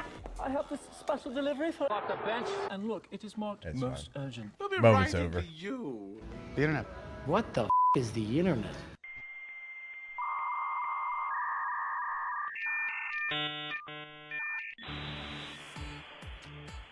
Jesse McCormick, hashtag OT. Did you want to say that? Nope. Jesse McCormick, what role is Woodward playing on the board? Woodward would be the actual player, right? He is the one making the moves. He is not a piece on the board. He is moving the pieces. It remains to be seen if he can see the correct lines of play to lead to the dub. Daniel Basham, hashtag OTB mailbag. Who would you pick for your 104.5 Thanksgiving Day football team, and who would be the universal last pick? I picked Gordy. Okay, I'm going to go with Jeremy Hill. That's my first pick. So you get Gordy, I get Hilly. Okay, not bad. Not a bad start. Gordy can run. Gordy's fast. Jeremy Hill can run, too. He can. No, Gordy's one of the fastest white boys I in want to say like he played like history. Like adult flag football. That's why my mind went there. Well, and he, I mean, you know, didn't he just run like a sub 540 like a few years ago? Yeah, like not that long ago? I mean, damn. Yeah. That's scoot. I feel pretty good about both our picks. Who's going last? Y'all both play. You played a Brother Martin. Mm-hmm. Danny works out, but not Danny. lower. No, Danny's not quite last. Danny's like I do deadlifts and squats every week. Danny might be 7th rounder. Hunt played basketball and baseball in high school, so don't sleep on Hunt. Matt played football. Matt played football at Catholic. Did Musso ever play football? The Moose. It might be Moose. It's Moose. Not in high school, at least. Yeah, if he didn't play football, and that's a big. Feels like a baseball guy. Yeah. Big baseball guy in high school. Yeah. Sorry, Miss. Hashtag OTB mailbag. When will voters give the LSU basketball team credit and rank him? They only received 6 votes in the latest ranking. Some of that's probably the things that everybody thinks they know about LSU, and y'all know the people that I'm talking about, all the national writers that think they know exactly what's happened at LSU. Probably some of that. And look, they'll be fine. If they go and they take care of business, and if they beat Penn State and they beat whoever they have to play in the second game, probably talking about a ranked basketball team. That Belmont win will open some more eyeballs considering what they held them to. 53, like you pointed out, T-Bob, first time held under 80. They'll be there. Hashtag OTB mailbag. Do you really care how big the name is of the new football coach, or will just the resume? Is just the resume important? I don't know. I just want the right fit. There is a certain person it takes to be the head coach here, and you could say, well, the last 3 have won national championships. They have, and that's been great.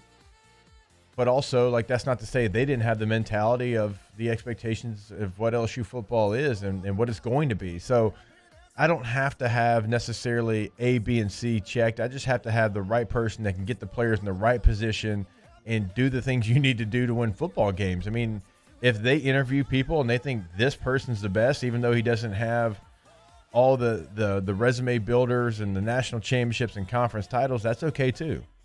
Yeah, I don't like. There's only one guy that's really going to win the press conference, and I just mean that all public guys will be like, okay, like if Lincoln Riley's hired, sure, the majority of people will be happy.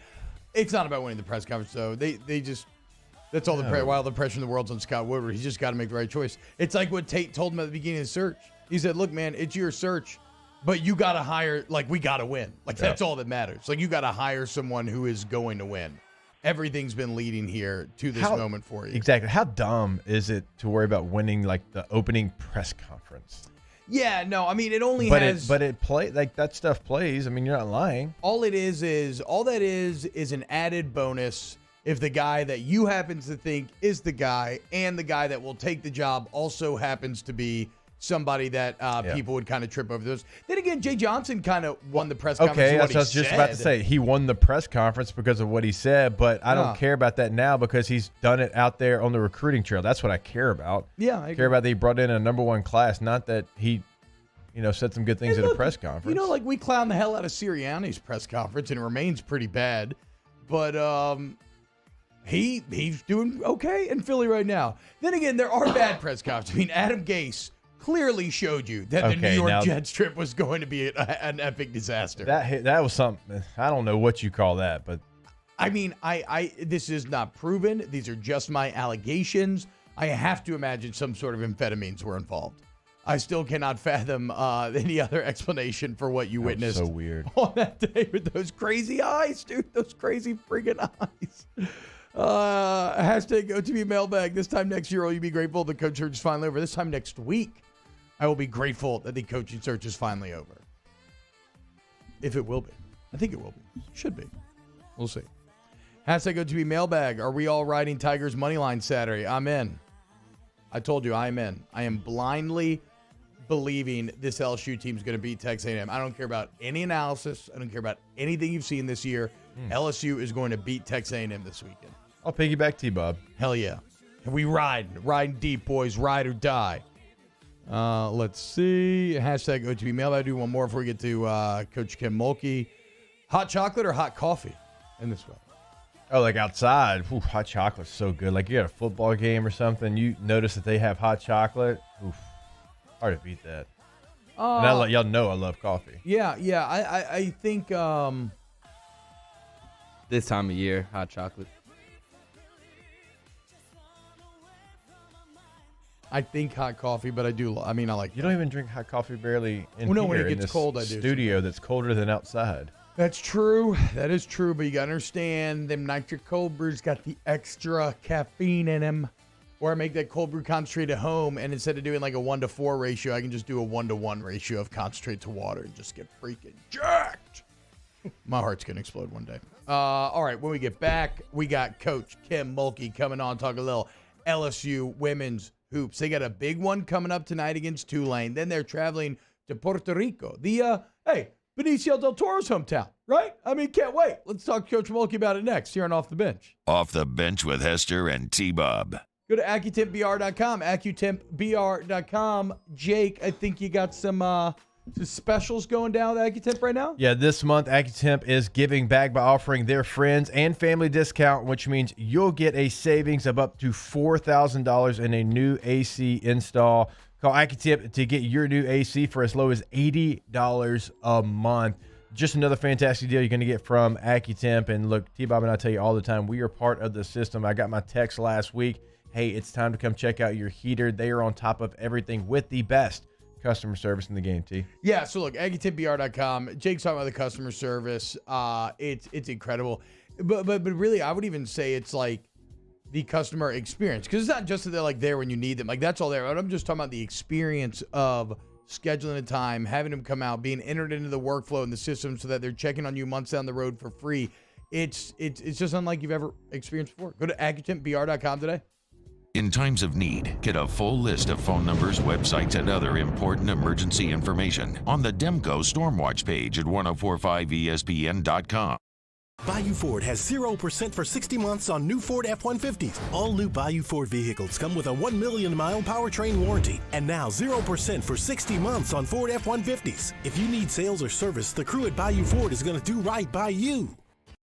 Follow us on Twitter at 1045ESPN to cast your vote in the Citizens Bank and Trust poll of the day. Vote daily inside Off the Bench, Hunts, and Hill, the early line. And after further review, Citizens Bank and Trust brings you the poll of the day via Twitter at 1045ESPN.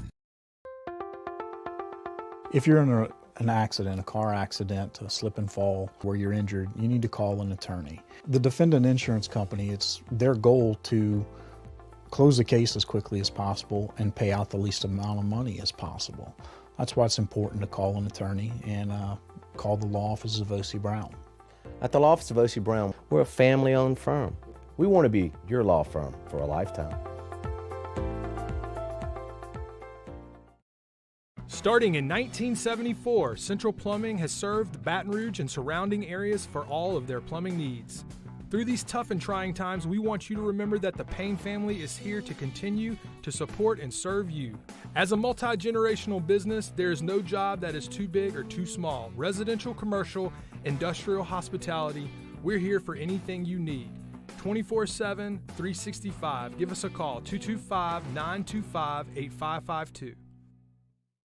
Yo, Jake here for Patient Plus Urgent Care Clinic, the place that's going to be convenient for you during an inconvenient time. Look, you hear me talk about my 4 boys all the time, and sometimes things like stitches, well, they happen. And in fact, they have. And Patient Plus is always taking care of us, just like they'll do the same for you. And now with 7 convenient locations across the Baton Rouge area, open from 9 a.m. until 9 p.m., 7 days a week. And also at PatientPlusUC.com, you can sign up for your appointment on the way to the clinic. That's Patient Plus Urgent Care Clinic. Get in and get better.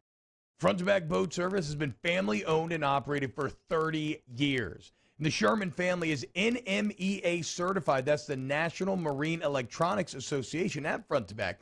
They are committed to improving the safety and technology of marine electronics through installer training, interface standards. And look, the fall and the winter, it's the perfect time to do that yearly maintenance you've been putting off. Get those parts you've been wanting. So schedule your appointment today at Front to Back North Airway off of Airline Highway.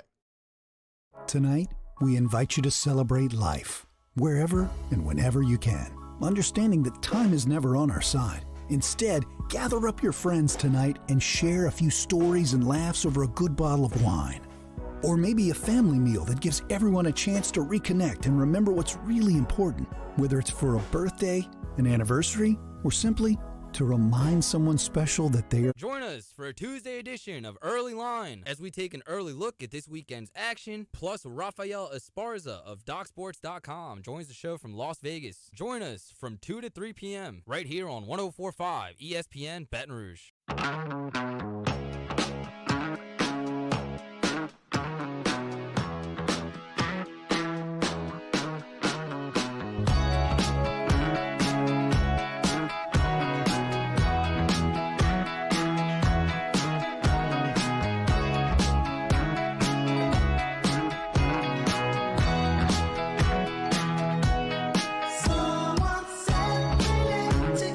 All-Star Toyota presents Off the Bench with Esther and T-Bob. ESPN Baton Rouge, New Orleans, Alexandria, and 1130 The Tiger.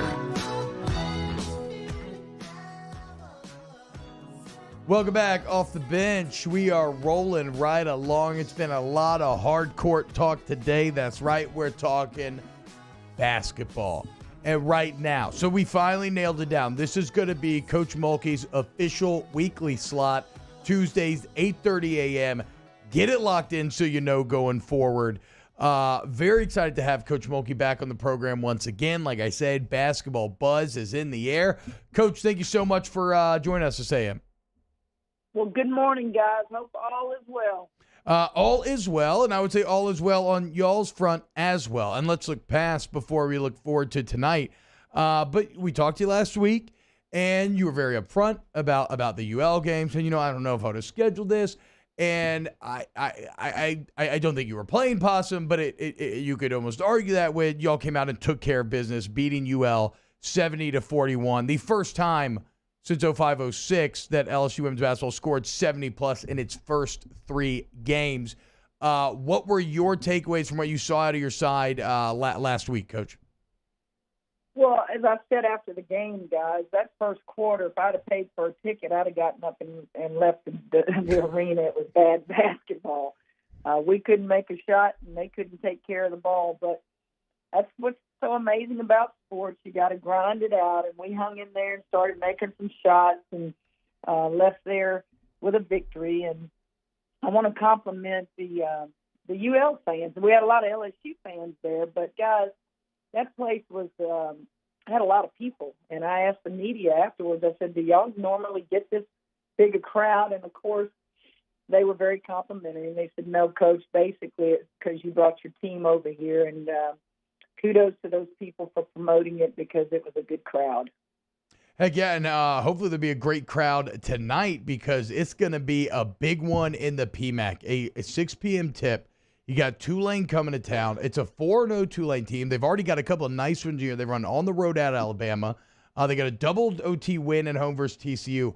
Before we get into the team as a whole, though, Coach, I got to ask you about one of your former players from Baylor, Moon Urson. She ends up at Tulane. She's leading the team, averaging 16-8. What does she do that has made her so successful? Well, she's blended right in with a team that has 4 returning starters. You know, with COVID, everybody got their year back if they wanted it, and those kids took it up, and they're there, and they're very good. They're solid, and she just brings experience, a wealth of knowledge from having played on the last national championship team, and she's comfortable. She's happy. I watched them, and she just, she's kind of their, in a little way, their energizer, their star. They know the accolades that Moon brings to their team, and they recruited her out of high school. And as I tell people, Moon Urson will go down in the history of Baylor as one of the all-time favorite players. People loved her. She would check in a ball game, and they'd start hollering, Moon. And she's quick. She can leap out of the gym. She's got a beautiful mid-range jumper. But she's added some three-point shooting to her repertoire now. So it's going to be a very difficult matchup for us. Coach, over the last couple of games, Florida Gulf Coast and UL Lafayette, you've kind of given us a breakdown of what to expect, and it's played out kind of that way. Yeah. Certainly, Florida Gulf Coast, you talked about the three-pointers and different things. And so as you look at this Tulane team, what's some things we can expect to see from the Green Wave in this matchup? Solid team. They play both man and zone.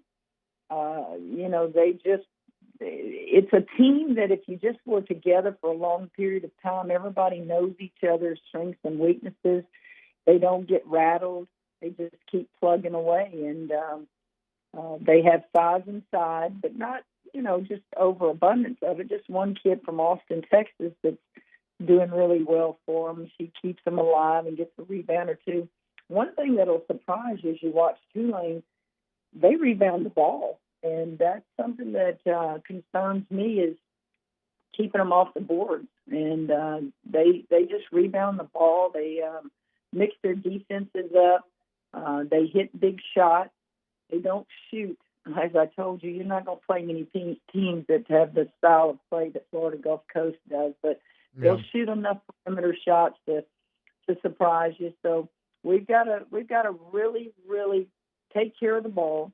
We've got to make sure we take good shots, and we've got to defend. And, we can always, hindsight's always 20/20, and I can always go back and criticize myself first. And it was just so early in the year. I could have mixed up some zone there against Florida Gulf Coast, and I chose to, say twos were better than threes. And at the end of the day, the twos beat us because we couldn't guard anybody off the dribble. But Tulane's not that kind of team. Tulane is very well coached. Lisa Stockton's been there 28 years. There's not many coaches who say they've been at one place that long. And she's got her system in place, and they're very, very, very well coached. And Coach, so you mentioned against UL too. You kind of mentioned some first quarter struggles. There's been a couple times this year where first quarter's been a little slow, and then it seems like things have completely exploded after that. What's your breakdown of why that is the case? Like, what's the key to bringing some of that second, third, fourth quarter play into the start of the game? I wish I had the answer for that right now. I have started different lineups, hoping that maybe a different lineup would be the answer. But I don't know, guys. Maybe I need to just get them there an hour earlier and put them through a 10-minute workout real quick before anybody feels the stands, and then we can start off better. I don't know. I've never had a team that starts out as slow as this team does, because we certainly don't practice like that. It's almost like it takes them 10 minutes to get warmed up and get comfortable. I don't want to over-exaggerate it. I don't want them to think about it. I just always put on the board, we need to get out to a fast start. Now, some of that starts when you don't get the jump ball. And if we're not going to get the jump ball, that just kind of sets the tone for a lot of things. But we're very aware of it. I try not to emphasize it too much, because it could happen to be who I have on the floor starting the game. It could be nerves. It could be a lot of things. I don't know my team well enough yet to give you just the exact answer, but we're going to grind and just keep trying to get better. And, Coach, I was going to be something I asked you. You mentioned not knowing the team just yet, and obviously y'all are both trying to figure each other out and see how in-game situations kind of play out. But do you feel like with each game you're learning more and more about this team and you're really starting to get a picture of who they can be? I do somewhat. I think you learn a lot about people. There's an old saying, you learn the true test of character is revealed when things don't go to suit you. So you learn a lot about people in losses. You learn a lot about people when you take them out of the game and you sit them over there by you. You just do, and that's part of growing. That's part of changing a culture. That's part of getting more out of them than they think they have in themselves. So I think each game, each time we're on that floor, I learn a little bit about each of them. Talking to Coach Kim Mulkey here on Off the Bench. She says continuing to learn about this year's LSU's team. And so a big game tonight against Tulane in the PMAC to do that, Coach. And then immediately head into Puerto Rico for the San Juan Shootout, which just in terms of like name is an excellent tournament name. But I'm going to ask you some of the same things that I asked Coach Wade last hour, which are what do you think some of the value is in playing in these early season tournaments and the value of hitting the road together as a team? Like why do y'all what's the idea behind this? Well, one, you want to make sure I've always thought that when you recruit a young athlete, you want to tell them, I want to take you places, that you've never been, that maybe your families can't afford to take you. Use basketball and let's travel. Let's go to Hawaii. Let's go to Puerto Rico. Let's go to the Bahamas. Hell yeah. I know, those educational experiences are important. We do go to play basketball first. It's a work trip, but at the same time, you let them experience some of the things that, happen in Puerto Rico and the beaches, wherever you might be. So that's one thing. I think the second thing is you get to play on neutral courts, basically. You're not going to someone's home court. You're not playing on your own home court, and you get to go against people from other leagues. And the more you can do that, I think the more confidence you can gain. Or if it's not confidence, the more you learn about your team. Coach Mulkey, any final messages to the fans or any listeners coming out to the PMAC tonight, a 6 p.m. tip against Tulane? Please get there. Please get there. We need you there. I remember when I was a little girl growing up in KSO Parish, you knew there was a rival anytime it was Tulane and LSU in any sport. And that's never going to change no matter what the conference affiliations are for each school. It's Tulane versus LSU, and we need to show them why we're LSU. Let's go. Right. Let's go. Coach Kim Mulkey, LSU women's basketball head coach tonight against a very good Tulane team off to San Juan tomorrow. Coach Mulkey, thank you so much. You have a great day. Good luck. Hey, thank you, guys. Have a happy Thanksgiving. Absolutely. Coach, happy Thanksgiving, Coach. I should have said that, probably. Well, I'm with you. I kind of keep forgetting. Yeah. I think it's because we had the Friday after Thanksgiving. It's just because we're working so hard. We're just so laser focused in that I can't even allow my brain to go to Pretty sure I do have a show on Thanksgiving, just not this one.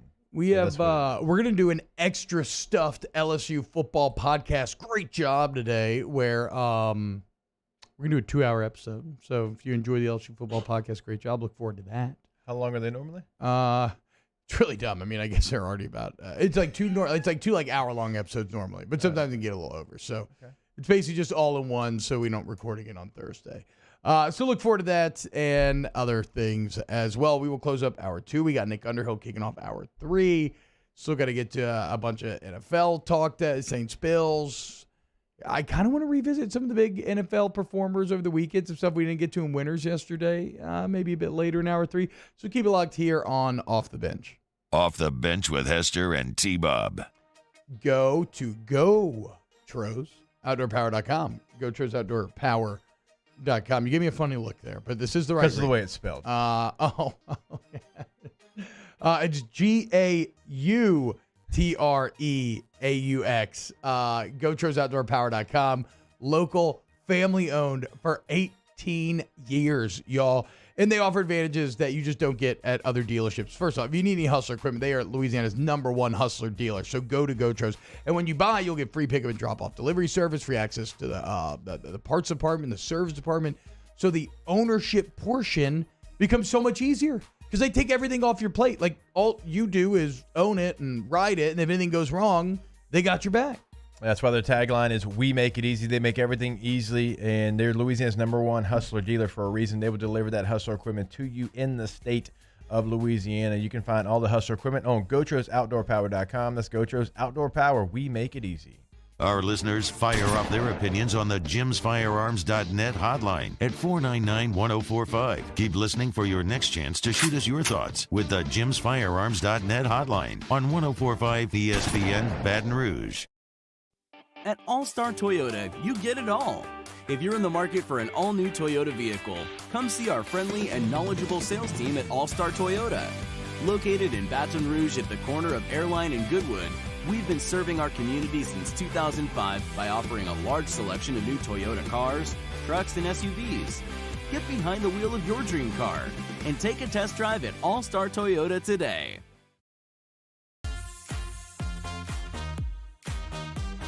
Vizzy, the first hard seltzer with antioxidant vitamin C. It just hits different. Vizzy, step up your seltzer game. If home is where the heart is, a roof is a shield. That's why for over 25 years, South Louisiana always turns to Garcia Roofing and Sheet Metal. For more information, visit GarciaDidMyRoof.com. There it is, the extra mile, on the border of expected and extraordinary for those willing to go further, like vans customized for work or play, with safety and tech to keep you connected, supported by a 5-star sales, service, and finance team, and backed by the 1-star you know. So go the extra mile. It's never crowded, because so few have what it takes to go there. Mercedes-Benz Vans.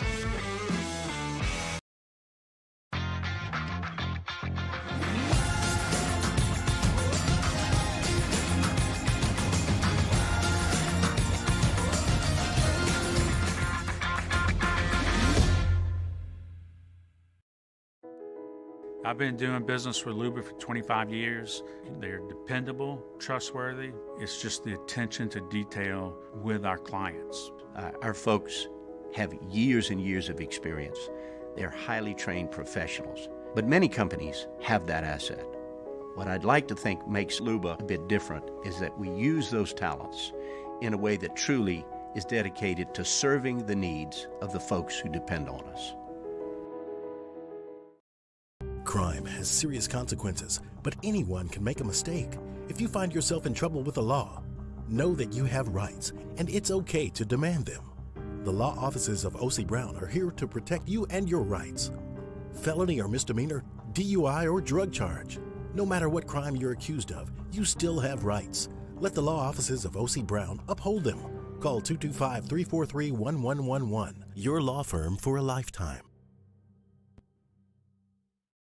Are you a licensed contractor? There's lots of good contractors in Louisiana doing work the right way, but unfortunately, too many unlicensed contractors are working outside the licensing requirements. Working as a contractor in Louisiana requires a license for the company to... Hey, it's Matt Moscona inviting you to join us for Tuesday's AFR, presented by Insurance Network of Louisiana. We'll tell you what reporter has the new list of finalists for the LSU coaching job. We'll recap LSU, Belmont, and hoops. Join us for Tuesday's AFR, 104.5 ESPN Baton Rouge.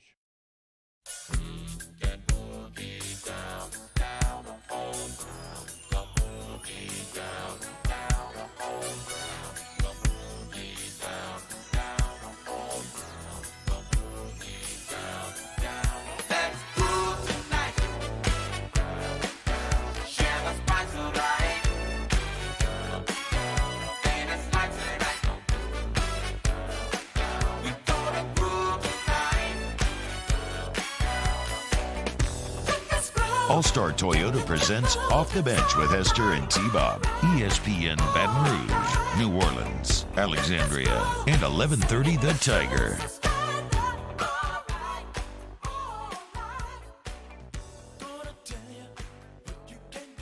Welcome back. Off the bench. Hour 2 in the books. Getting ready for hour number 3. A lot of fun talking to Coach Wade, Coach Mulkey. Basketball is in the air.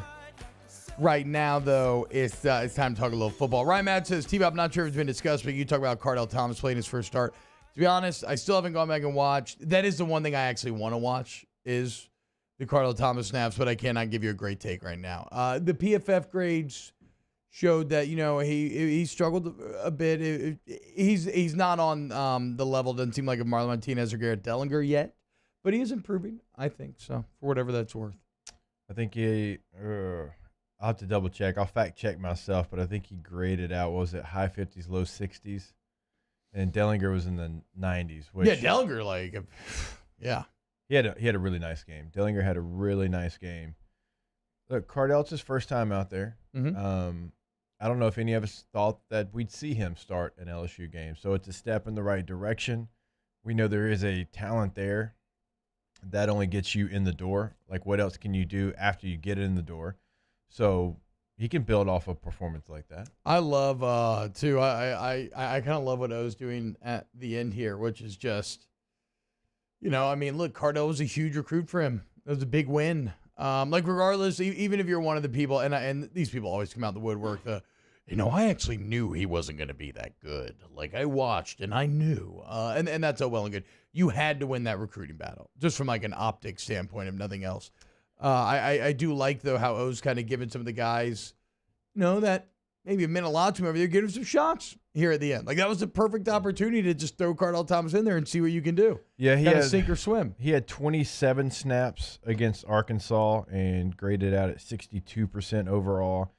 It says he had 25 against Louisiana Monroe and had a 55% grade. I want to say that he had one play. I can't remember live what the exact situation was, but I just remember it was a bad gaffe, and they ended up taking him out after that. So, look, right now, I would say Cardell Thomas feels like a depth play next year, right? Like, it feels like he could work his way into a first man up, kind of sixth man type of role. But that's what the offseason's for, is to try to improve. One man who will probably need an offseason after this weekend. How about Austin Deculus? If he plays Saturday, Jake, which he will have played more games than any other football player in LSU history. I actually don't know what the exact number is, to be fair. I probably should have completed that part of the story. But how about that? Austin Deculus, after he starts on Saturday, will have more games under his belt than any player ever. Well, as I tell him all the time, he's been here for a minute. He's been here for a long time, but just because you're here for a long time, you still got to earn your right to play early, and playing early at a place like LSU can be very difficult. So, look, he's played 744 snaps this year. He certainly played a lot of big games in his LSU career. He was a big-time, I believe he was a 5-star recruit, if I'm not mistaken. Oh, was he really? Was originally from Louisiana, moved to Texas. I'm pretty sure he was one from of the... Mamu, huh? Originally? Yeah, originally. Yeah, then he moved to Texas. Freaky Mardi Gras. I've seen the Anthony Bourdain episode. That's like True Detective type stuff down in there, Mamu. Shut up, Mamu. I'm not hating. I'm just saying those masks are scary. Emil Naru, T-Bob, why do you think they haven't tried anyone else at center? Anyone else at center? Shanahan ain't it. Well, first off, I do want to be clear about Shanahan. And I was highly, highly critical of him for a lot of this season. And he is still maximizing what he can do with his body physically, but he's been way better lately.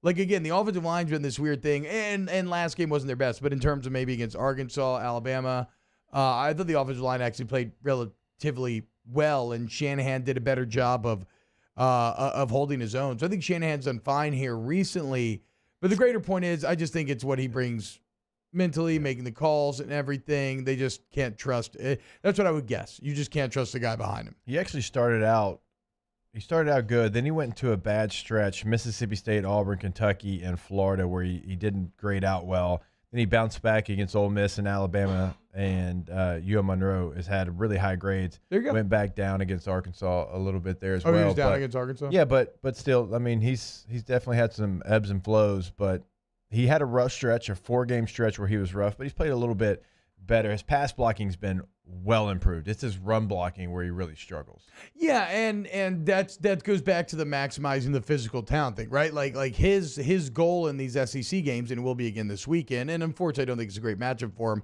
but his goal will be to stalemate on the run, and that's what it always has been. Not necessarily going to push guys back, just keep them on the line. It's one of the reasons why I think the gap scheme stuff has worked, because it's an easier block for the center, being able to block back and just kind of cutting off any over-the-top action. And it just sets you up with a nice angle to make your block. Zach Williams, where do you live? He says, Elsie needs to make a damn higher. I'm lit on mezcal this morning. Bro, I love mezcal. But it's 8:55 Central. It's intense. Good on you, though, Zach. Live your life, man. Clock's just a thing with a couple of hands and some numbers. No, it's just a concept, right? It's a human construct. I mean, like, usually, like on Fridays, 5 minutes from now, we'd be popping bottles. Okay, fair point. Fair point. Hour 3 next. Off the bench with Hester and T-Bob. All right, go to Really the say App anything Store there. and download the DraftKings app. Last night, you would have had a chance to win a lot of money if you played the Buccaneers-Giants game, that showdown captain mode. And that's not the only time you're going to have a chance to win money. They're going to have things. They have NBA every night. College football tonight. You got some action taking place. You've got soccer. You've got a lot of different things where you can win some money. And, hey, you never know until you try. When you look at some of these that win, I mean, someone won $34,318.99 last night on Showdown Captain Mode. That can be you, but it can't be unless you play, T-Bob. That's right. And look, so download DraftKings and do what we have been doing and get into the Showdown Cap Mode. It's very fun. Makes primetime games you maybe didn't want to care about very, very fun. The daily fantasy thing is just fun for all the reasons people have always said. But right now, you download DraftKings, use the promo code Baton Rouge. It's all one word, promo code Baton Rouge.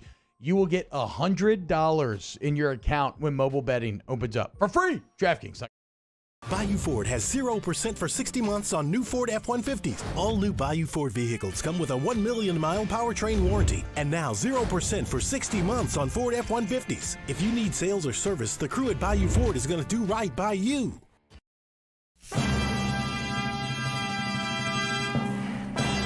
Thanks, you're ready.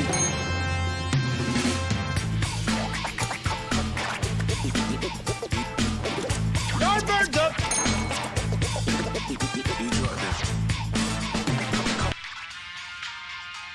Veggies in the window. Barbecue guys, born to grill. Pops, how many steaks you want?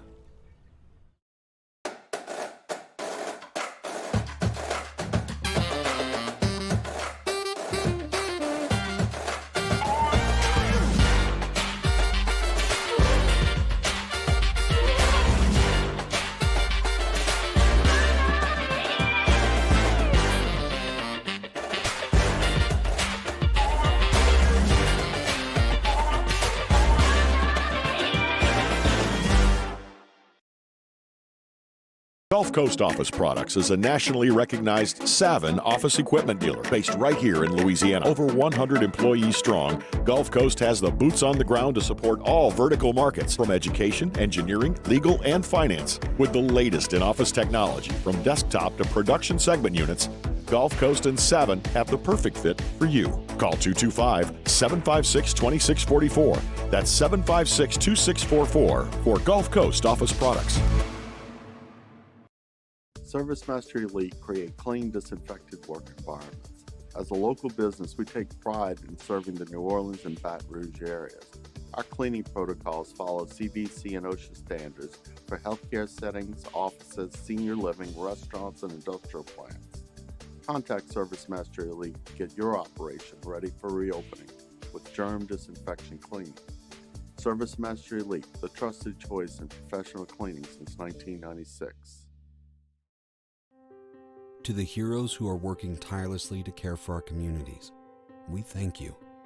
We will never forget the countless hours you dedicated on the front lines, choosing to risk your own health to fight for our friends, neighbors, and family members. I mean, you guys are out on the front lines fighting it. We are grateful for your heroic acts and unwavering spirit.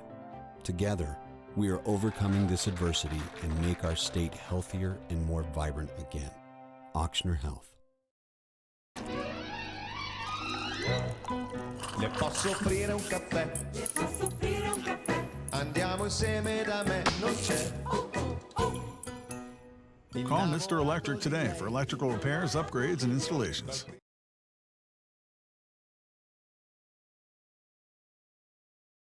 This hour is brought to you by Spencer Callahan.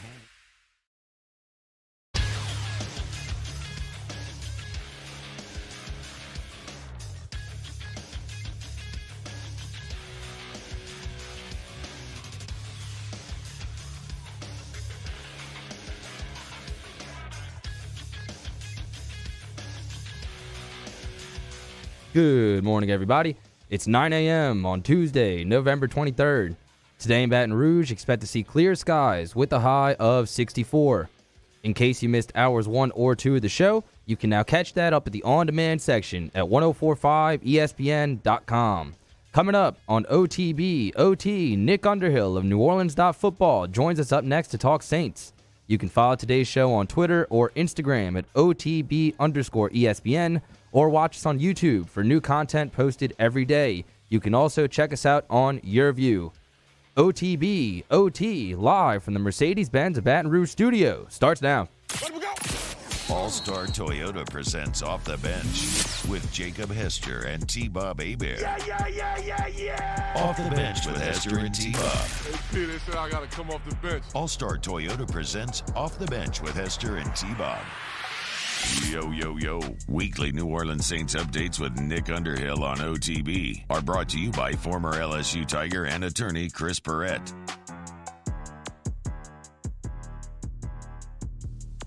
What's going on, y'all? Welcome back to OTB, hour number 3. Again, like you just heard there, Chris Perrette brings Nick Underhill on New Orleans Stuff. Football is the site. If you look, I subscribe to New Orleans on Football. If you're a Saints fan, it's a must. It's just an absolute must.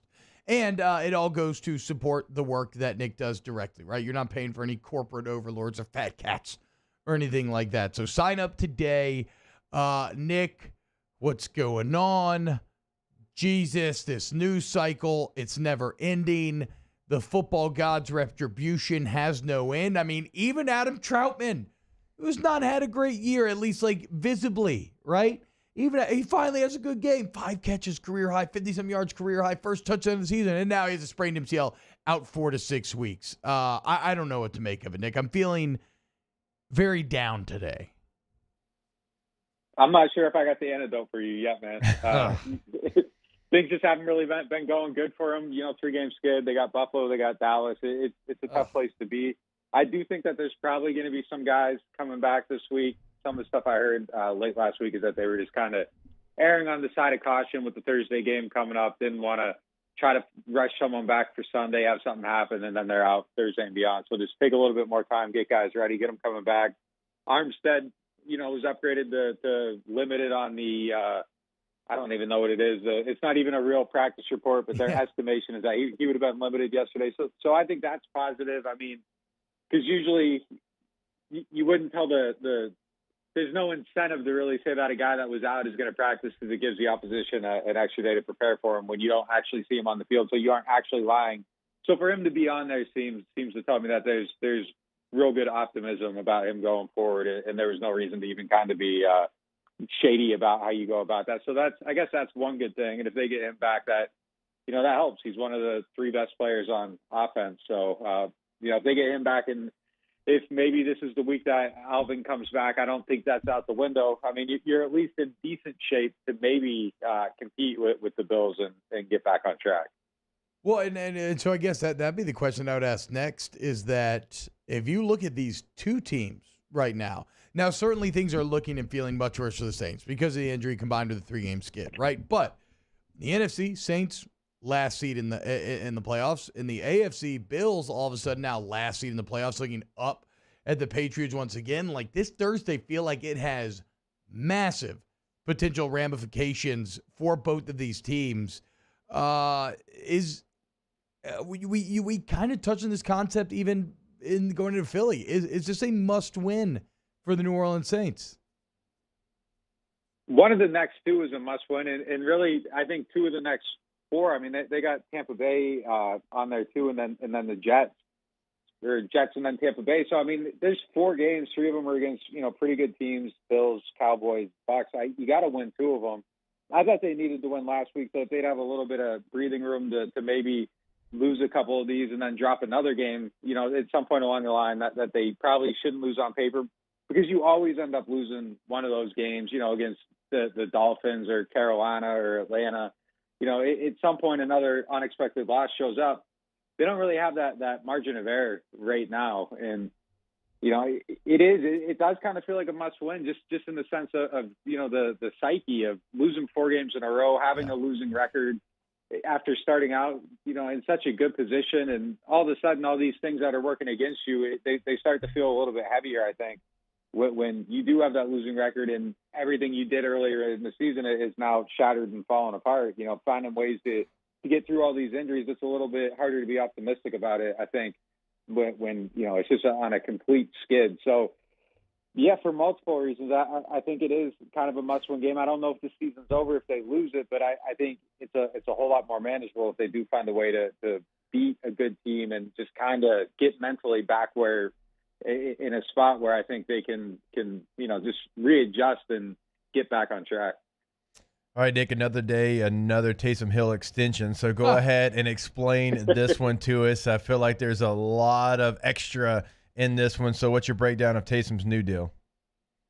So we haven't actually seen the numbers yet, but I guess I'll start here is that I think whoever puts this information out to be reported, and I have guesses as a reporter who it is. I'm not going to put anyone on blast, but I don't feel like these people do him any favors, because every single time one of these deals comes out, the fakest numbers in it get reported, and those usually aren't based anywhere in reality. Like the last one, $140 million. That was never the case. It was never a $140 million deal. Then people react to it, and it creates this little hate hive around Taysom Hill and everybody gets all worked up about it. And this time again, the up to $95 million.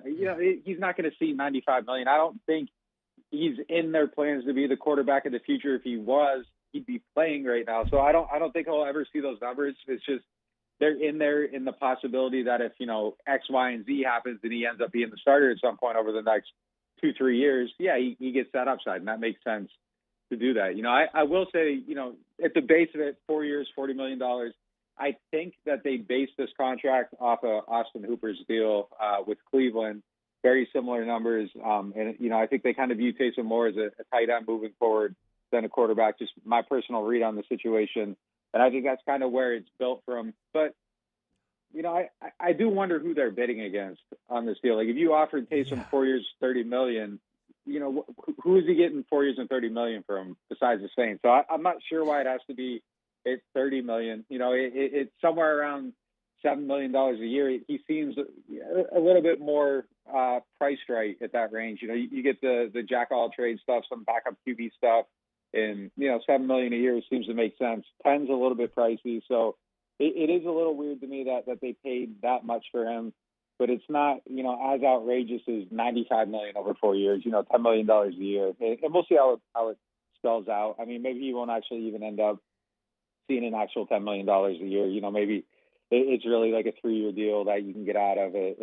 Around an average annual value of $8 or $9 million a year, or something like that, which is still even better than 10. But I mean, they definitely like him, I think, a little bit more than anybody else in the league. And he's made a lot more money than I think he would have anywhere else in the league just by ending up here by them. Who was it? The McCaffrey from Green Bay.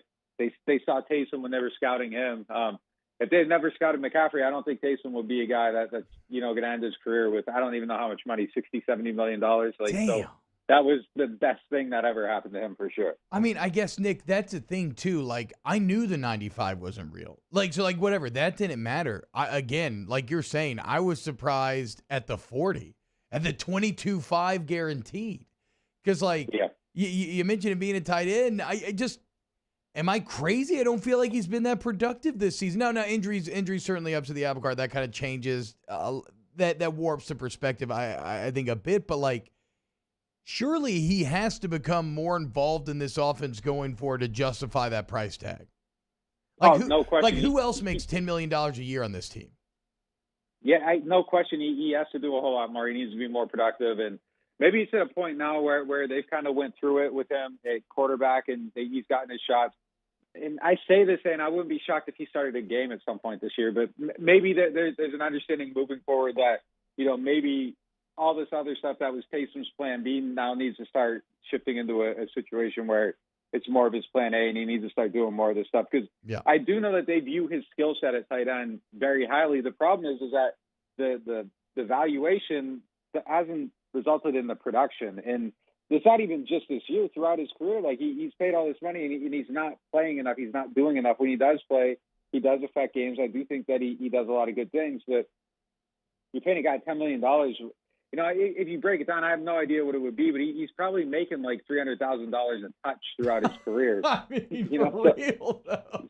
So, I mean, at some point that needs to change a little bit, and you need to start getting more out of him. Maybe there is a sense that you're going to do that going forward, but why are you paying him now for production that hasn't happened? That's the big question here. So that's where the money doesn't make sense. So I don't know. We got to see what he does moving forward into his career. But if they're paying him this amount of money, it has to be a whole lot more than for what they're doing, because it just doesn't make a lot of sense. I think you just broke Jake's heart with his $300,000 per year. Oh boy, he had to get $300 per touch. But okay, and I hate that this is all about Taysom, but it's just kind of such big news. I mean, to me, the thing is like, okay, when you mentioned the Plan B and Plan A stuff, I feel like, are what you saying like he needs to focus on tight end now, right? Because he even like lost weight this last offseason. Did it like he tried to make his body more quarterback like this last offseason, I think I read. So like it's time when's it gonna be time for him to put that all to bed? Yeah, so I mean that's what I'm saying. For it to make sense to me, for me to be able to understand what they're doing here and for the numbers to add up, there needs to be some type of understanding that, like, look, you've done this. You got every opportunity in the world. You probably got 2 more years of quarterback than you would have with any other team in the league. And if he goes through the season and there isn't, a handful of starts where the whole entire perception of Taysom Hill, the quarterback, changes the conversation around him, he needs to move forward in the next offseason, focusing on the jack of all trades role, and then quarterback's the secondary thing. And if he does that, I can understand paying him this amount of money because I think he can be that productive. A guy like Austin Hooper isn't tearing the world apart at tight end, but if Taysom becomes a guy that can give you, 400 or 500 yards a season, that's kind of the going rate for some of these guys. So if he does that, it makes sense. But if it's still like this perpetual battle to be a quarterback and he's never actually like the real quarterback, and it just doesn't make sense at that point. He shouldn't be like the highest paid backup quarterback in the league. When you pay guys $10 million a year, those are kind of the guys that are like on the cusp of, starter 33, starter 34. I don't think Taysom's in that range, unfortunately. So unless he gets an opportunity this year and he blows everybody away, it's time to look at some of the other stuff and try to amplify that a little more. Yeah, just for his mental makeup and for his body makeup, we talked about losing weight. Like that's a lot of yo-yoing back and forth, mentally and physically. Like you have to just at some point say, here's who you are. Here's who we want you to be. We're investing in you. We need you to buy all in too, because this is the plan for the next 5 years. Don't worry about all the extra stuff. Jake, you should have played quarterback, dude. I can't. You could have just thrown the ball. And maybe Taysom had a little speed on you, but that's it. Not toughness or grit. You think? No, he's fast. Okay. Yeah, hey, okay, Nick. So we've talked about Taysom all this time, though. Let's talk about the game real quick. Saints Bills, like we said, getting close to must-win territory, if not there already. It is in the Dome on Thanksgiving, which I like. What's the avenue here for the Saints to pull off the upset? Oh, man. Like, they got to do everything better, and this is, starting very basic answer. Like, the defense has to get back to what we thought it was earlier in the season. I thought since maybe the Bucs game, I feel like it's been a little bit shaky, and even the Bucs game was shaky. I mean, they found a way to lose that game, and then P.J. Williams brought him back to victory with a kind of unlikely interception on Tom Brady. Not to take anything away from that, but they gave up the explosive play right before that, and we saw the run defense get really exposed. This is a quarterback that can run a little bit. He's obviously different than Jalen Hurts, but the way they played last week was pretty unsettling, and just how unsound they were in a lot of things against Philadelphia. So that's going to have to be better. The cornerbacks they got to cover better. They got to be more aware, because there's going to be off script plays, and they're going to be trying to, get down the field. And that's kind of how we've seen the Saints have issues this year. So that's got to be better.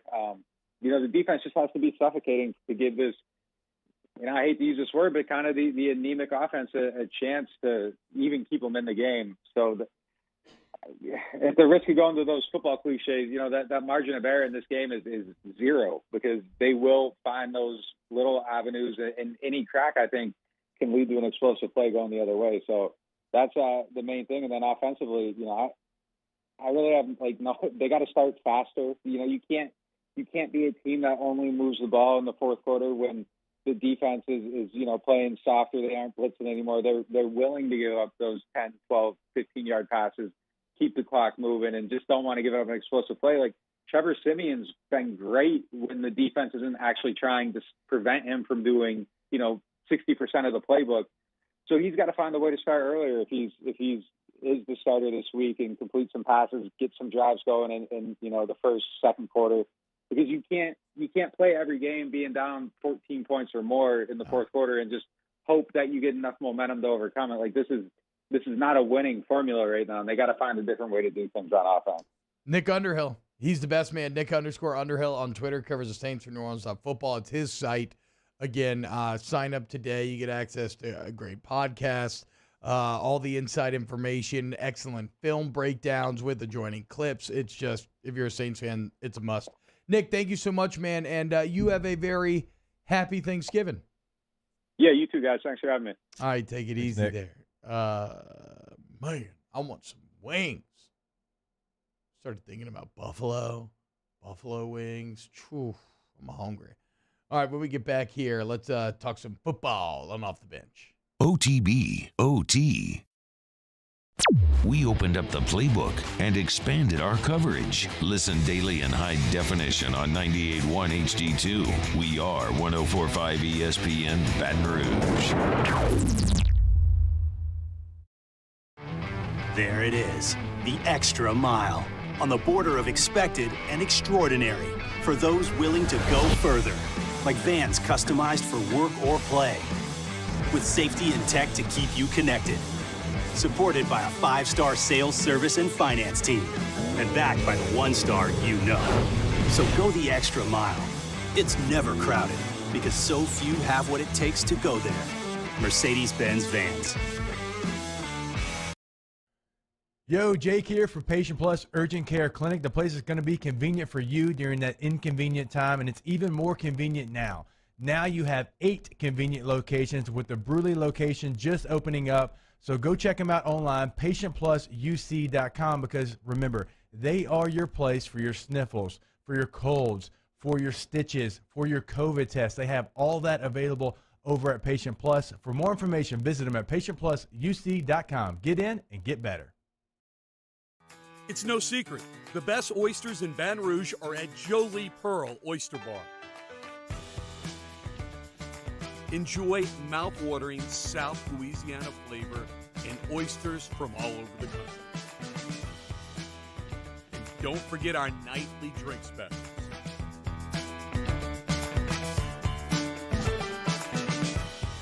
Jolie Pearl Oyster Bar, located in downtown Baton Rouge.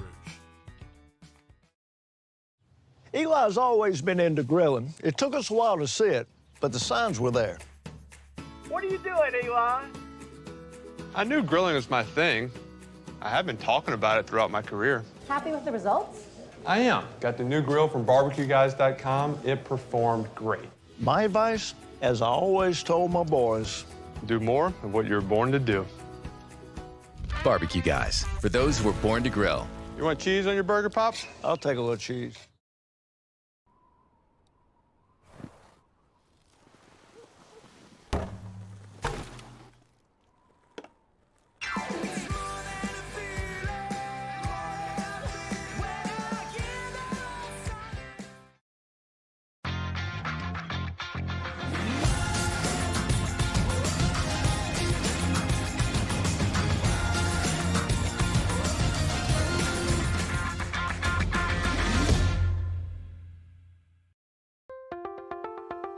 If you're in an accident, a car accident, a slip and fall where you're injured, you need to call an attorney. The defendant insurance company, it's their goal to close the case as quickly as possible and pay out the least amount of money as possible.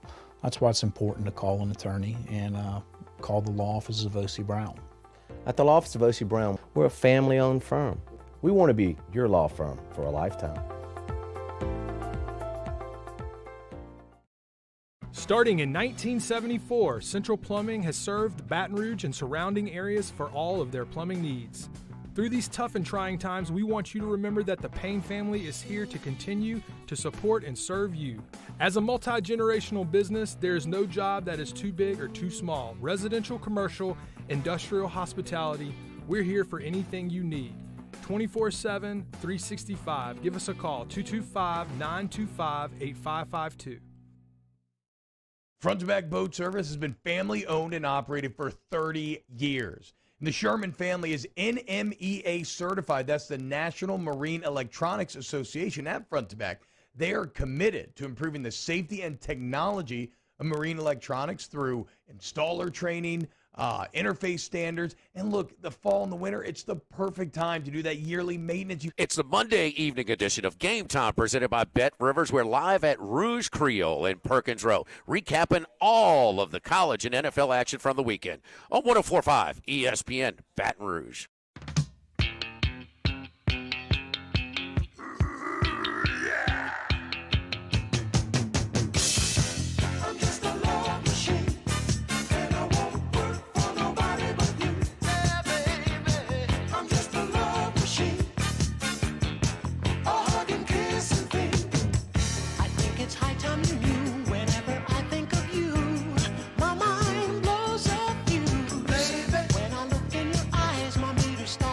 OTB OT with Hester and T-Bob on 104.5 ESPN Baton Rouge and 94.7 ESPN Alexandria. T-Bob, I'd like to give an update. You're all right. Taysom Hill, 4.40. So he's got me there. Yeah, 30, well, that's the great thing about 38.5-inch vertical leap. But you know what? 20-yard shuttle, 3-cone drill. Oh, no change of direction on that old slow boy. Not you, I'm talking about Taysom. Yeah. Yeah, 7.03 3-cone. You see, he's just a running the straight line guy. Straight line guys? What is this, here. kickoff? Yeah, no, we're talking about football, man. Yeah. Talking about being able to make cuts, run routes. Sean likes his 20 time, though. He loves it. I mean, he loves it, dude. He's like 4.37. It's the best 4.37 I've ever seen. And, Nick is a bit perplexed as to the Taysom situation. Also, I think I saw a tiny remaining bit of Jake's brain that broke and got sad when we started to break things down on a per touch level.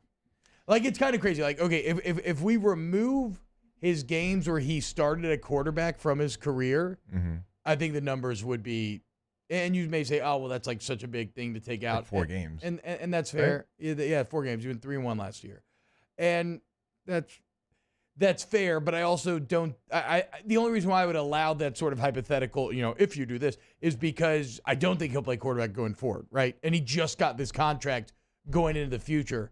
So I do wonder, with how much money he's already made, it would be fascinating to see his non-quarterback per touch money rating. Yeah, it's like when didn't Greg Maddux used to get paid like $50,000 a pitch or something, or I can't remember exactly what the stat was. It was just like one of those mind-blowing things. He was still underpaid, whatever it was. But he earned it, right? I mean, yes, yes, like Greg Maddux today would be making $1 million a pitch, and it would still be well earned, and obviously per pitch maybe a bit overblown there, but yeah, man, I don't know if I see it. And again, I could Taysom. If you're not in the quarterback cards, get the hell over it and start getting focused in on all the other stuff. Because I feel like there is a skill set. There's a skill set where he can help you win NFL games. I know he's got to take better care of the football. That's his one bugaboo, really, when he's not playing quarterback. He's got to take care of the ball.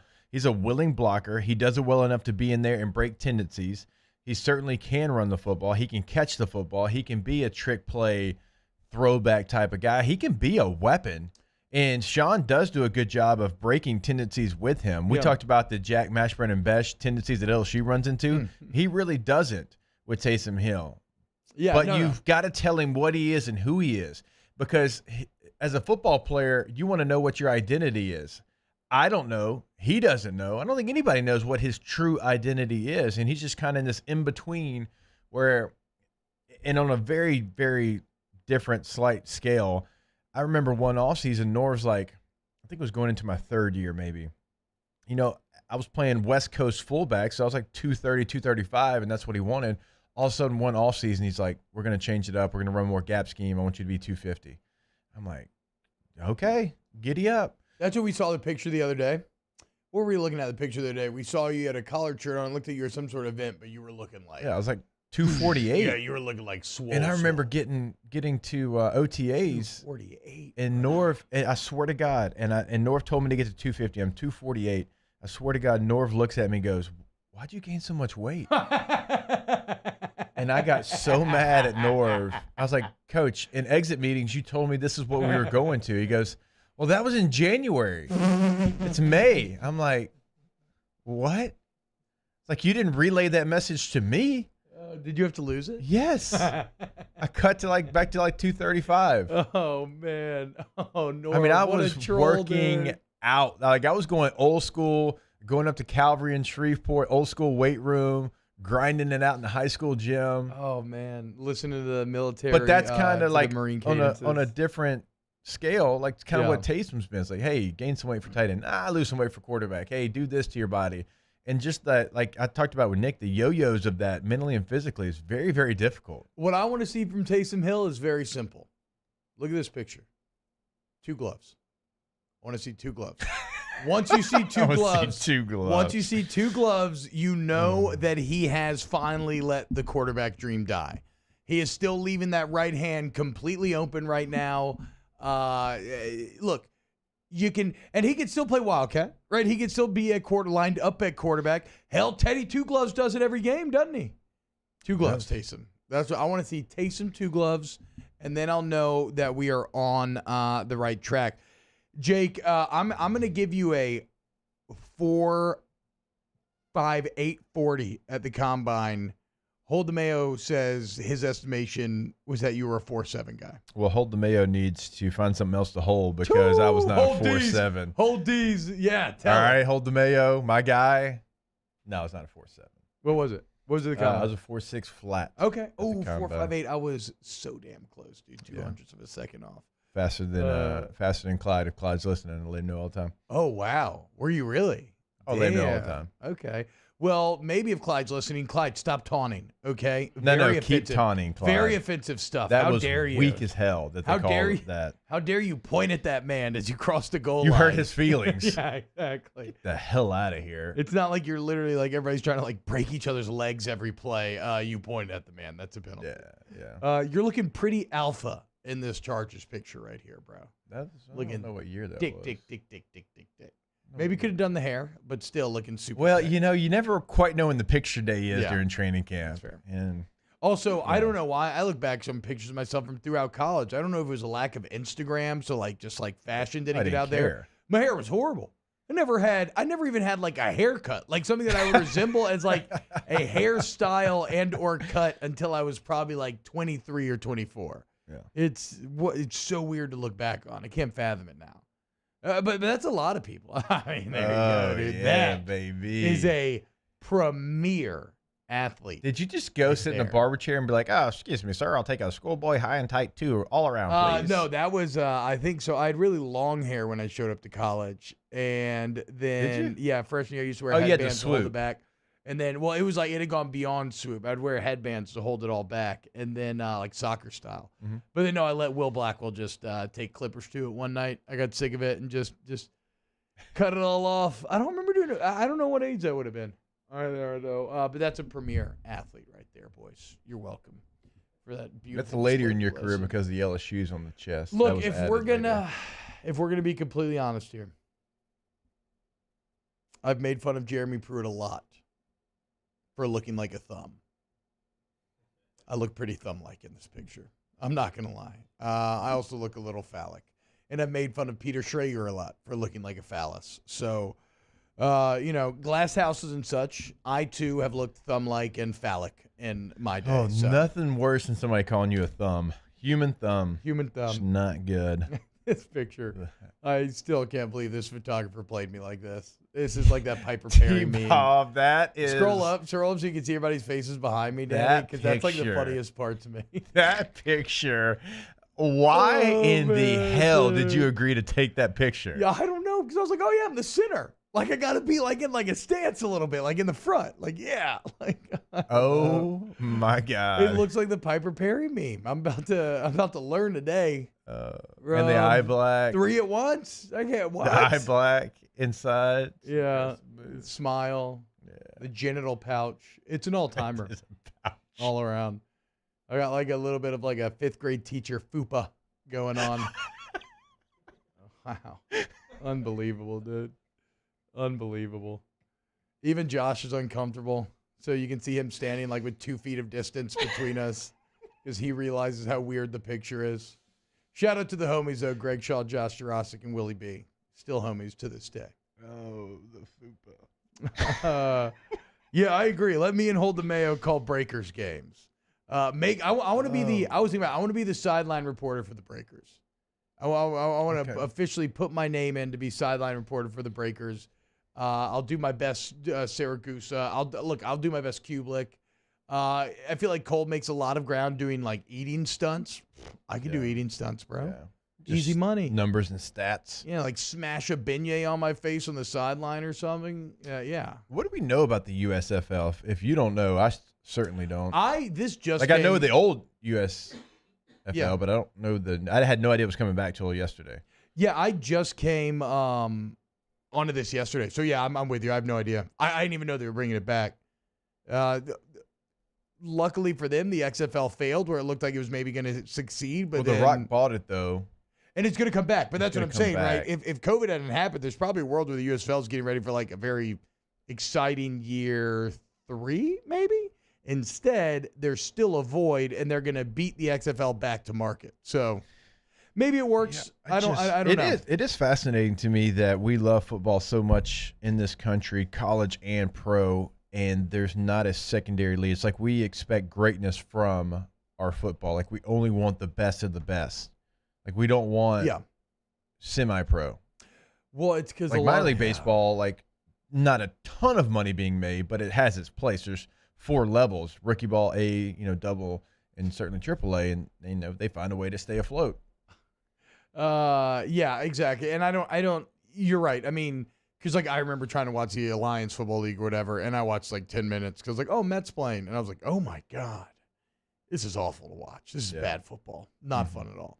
Now the original USFL had Jim Young, Steve Kelly, wow, Jim Kelly, Steve Young, Reggie White, Herschel Walker. Yeah. Like it had dogs. Bobby Hebert. Yeah, Bobby Hebert. This Anthony Carter.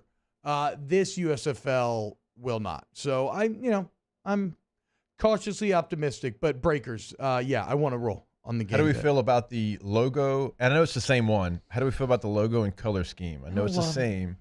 Color scheme doesn't match New Orleans. I don't love it. Don't especially get city vibes from it. Now, it's a little bit of like lakefront, like Pontchartrain vibes for sure, but I don't. It's not my favorite. Okay. Let's just put it that way. Yeah, me neither. Hold on a second. I don't know the rules of the NFL. I don't think it's. I think it's just football, from what I remember. I don't remember there being any. I don't see. I don't know why. I just see the Detroit Lions when I. I mean, I guess I do know why. It's blue and silver. I don't know. I'll allow for a design team to change my mind. Sasquatch Smash takes a shot. I was talking about eating stunts, and he says, just as long as it's not eating a whole slice of Fat Boy's pizza in 10 minutes, eh? Nah. Okay, you suck. Sam Squanch, you better watch out. Hey, Ricky, look at the Sam Squanch. All right, when we get back, let's go ahead and get into whatever we're going to get into next here on Off the Bench. Whatever. OTB, OT. All right, go to Louisiana811.com today. There you will find the dig law in the state of Louisiana. It's right there on the homepage. It is the Louisiana Underground Utilities and Facilities Damage Prevention Law. And because it is the law, they're going to make it incredibly easy for you when you dial 811. Dial 811 2 days ahead of time, and they're going to come out to your home or to your place of business. They're going to clearly mark where those buried lines are. Remember, here in Louisiana, some of those lines are right at the surface. We're talking about power lines, water lines, cable, fibers. Yes, you just did the same thing I did. The same thing you did, Steve Young and Jim Kelly.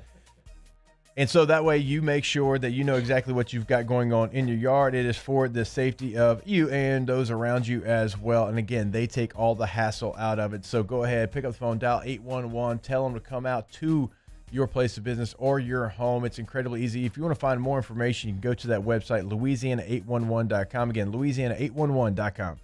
In times of need, get a full list of phone numbers, websites, and other important emergency information on the Demco Stormwatch page at 1045ESPN.com.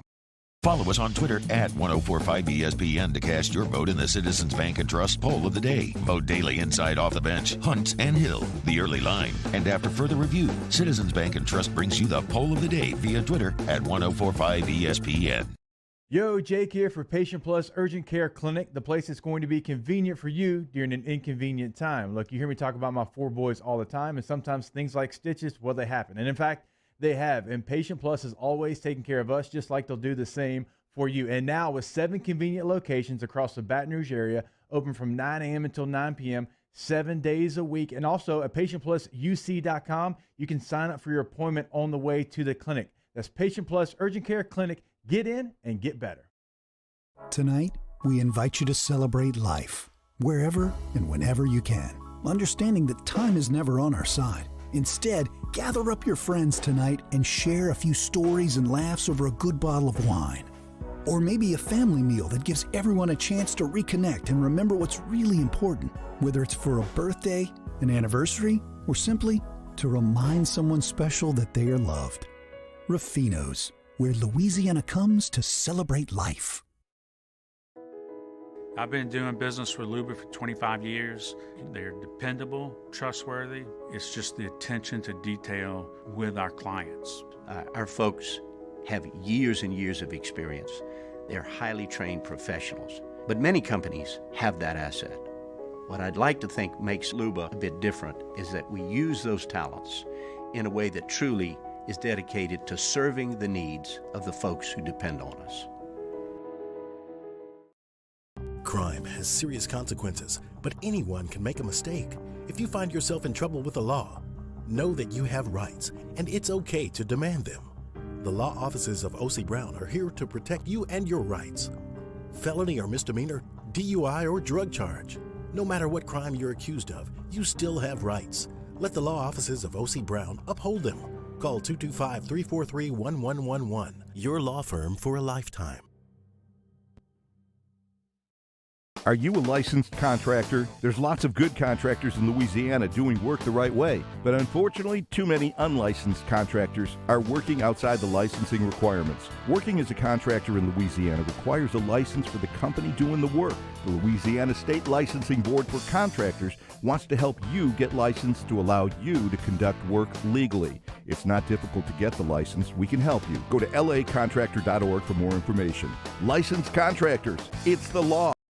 Gulf Coast Bank and Trust is giving our customers the power to bank anywhere, anytime during this challenging event. And we're right there with you. Our mobile banking app is a smart way to manage your... It's round 3 of the Prep Football Playoffs, and we get you started Friday night at 6 with Louisiana Prep Preview. Catholic High and St. Paul's kick off at 7, immediately followed by a full 2 hours of the Louisiana Prep Scoreboard Show. On YouTube, Your View, and 104.5 ESPN Baton Rouge.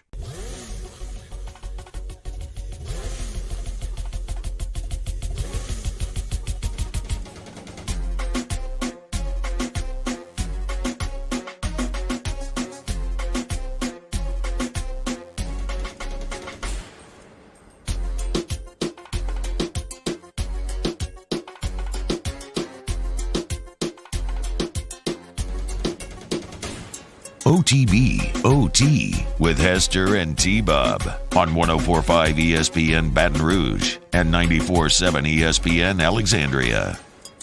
I need some gasolina to start a fire because it's freezing in here. I need a trash fire. There's just no way. There's zero chance that it has to be this temperature in this room. Jake, you said that you were going to fight the boys if they didn't play. Yeah, that was a bad one. Ooh, that was a bad one. Oh, no word ass. Danny, you let Miami take over your mind. Way to go, bro. Wait, what song you wanted? Just something with words. Said. I needed a banger. I needed something like to bring us into this segment that had some juice to it. That's what he said. That's what he said. And way to go. I mean, I should have got a request. Instrumental. I should have got a request. Instrumental? So we could talk some NFL here. We've touched on, and I guess we'll talk more A&M LSU later in the week.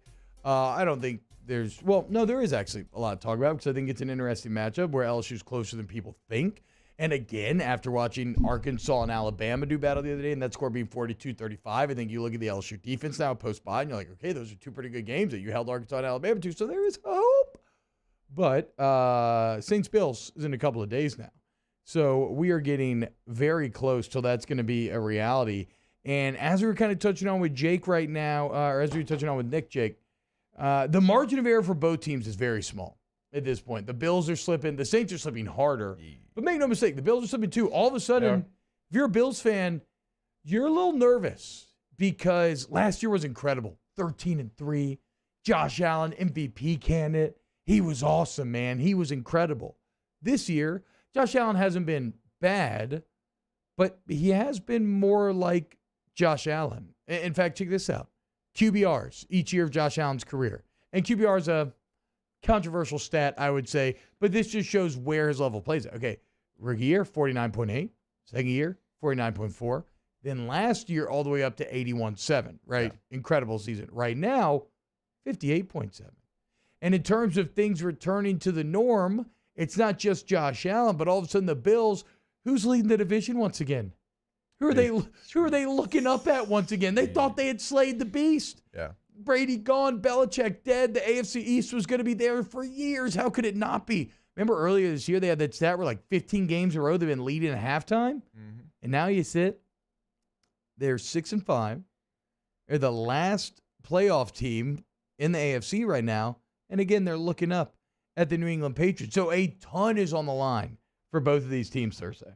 Yeah, Saints obviously coming in losing 3 straight games, and they absolutely just need some life. This was a team that we thought could find its way into the postseason despite all the injuries, but they've caught up to the Saints, and now they're trying to just stop the bleeding. They're trying to find a way to stop this losing streak, and Buffalo is a team that's very talented. We've talked about them a lot this year, but they've been inconsistent. They've lost to the Jaguars, right?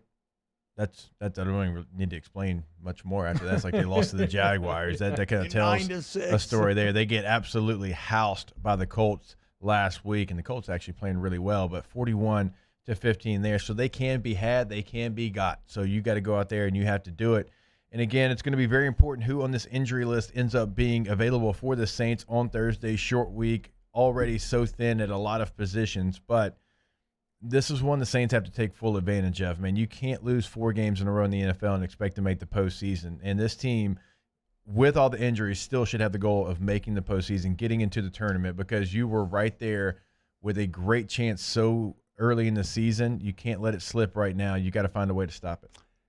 Unfortunately, Jake, you've hit on the main point of all of this. And Danny and Mario bring y'all into the conversation as well here. I think I know how Danny's going to answer, but it's a really simple question, right? Are the Saints truly a playoff team? And I think it's a simple answer. I think they could have been.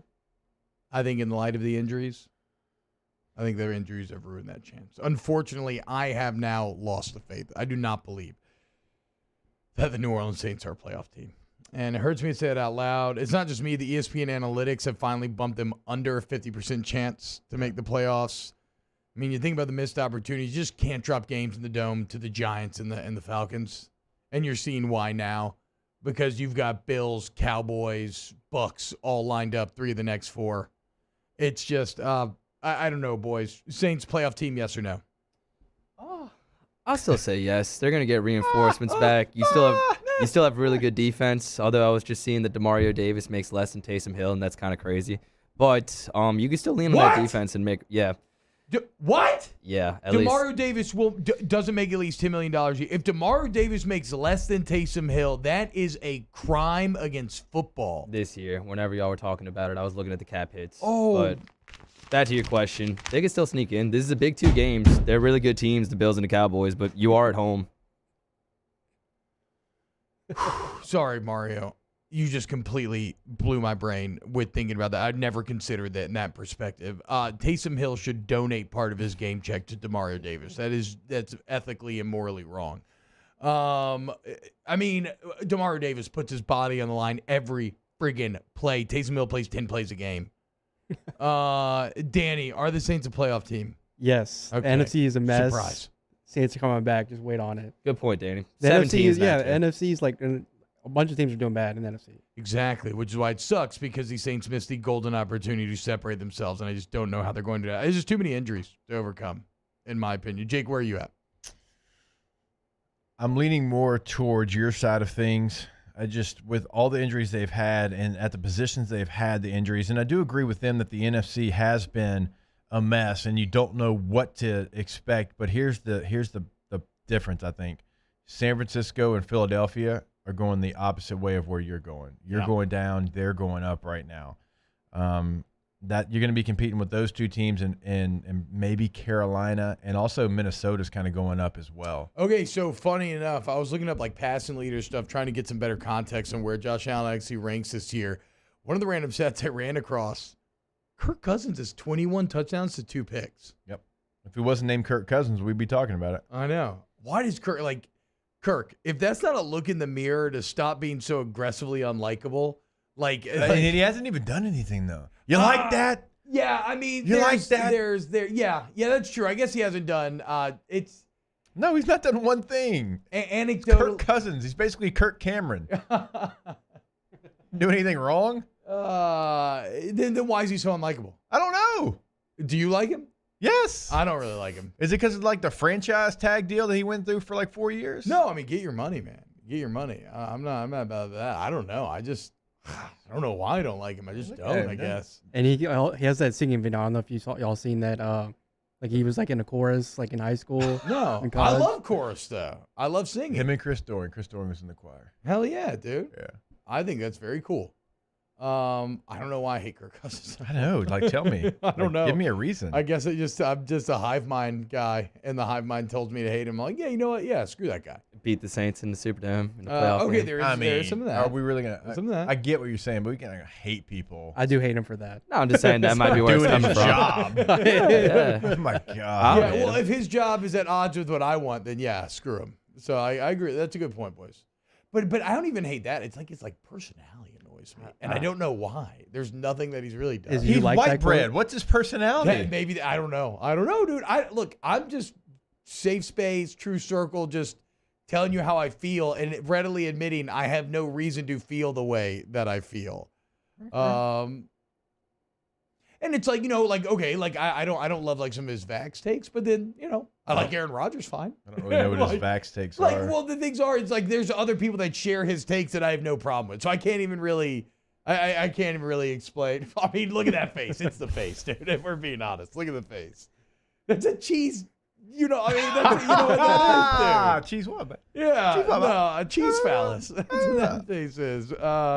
Also depressing. Jameis Winston was at 14 touchdowns to 3 picks. God. Why, Jameis? Why? When we get back, let's close out the show. Off the bench. OTB, OT. Go to therelaxationcompany.org, therelaxationcompany.org. Massage TRC is the Instagram. Like Jake's always, or is it TRC Massage? Yeah, it's TRC Massage. TRC Massage, excuse me. We've had a lot of mix-ups in that realm today. TRC Massage. You go on the Instagram. You can always find the great deals there, or just go see him. Actually, go to therelaxationcompany.org, book a time, and you go see him at Pelican Point in Gonzales. Great location, ton of different services, cryo machines, massages, hot stone therapy.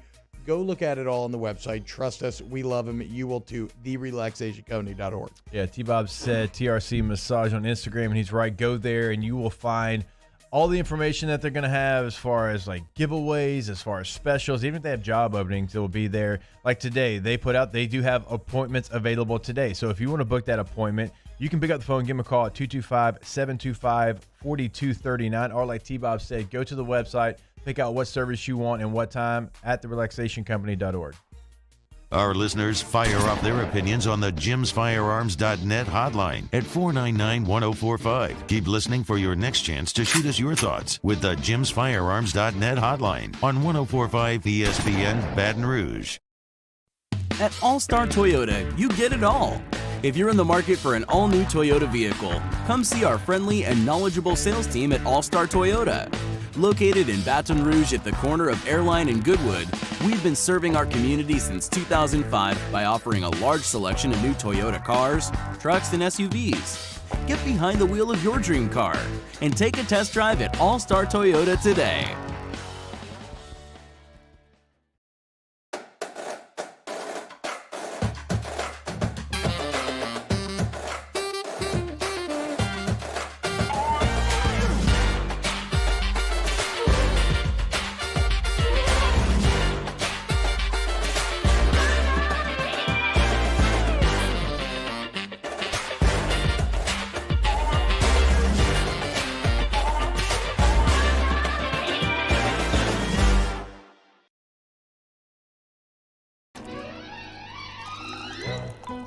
Le posso offrire un caffè? Le posso offrire un caffè? Andiamo insieme da me, non c'è. Call Mr. Electric today for electrical repairs, upgrades, and installations.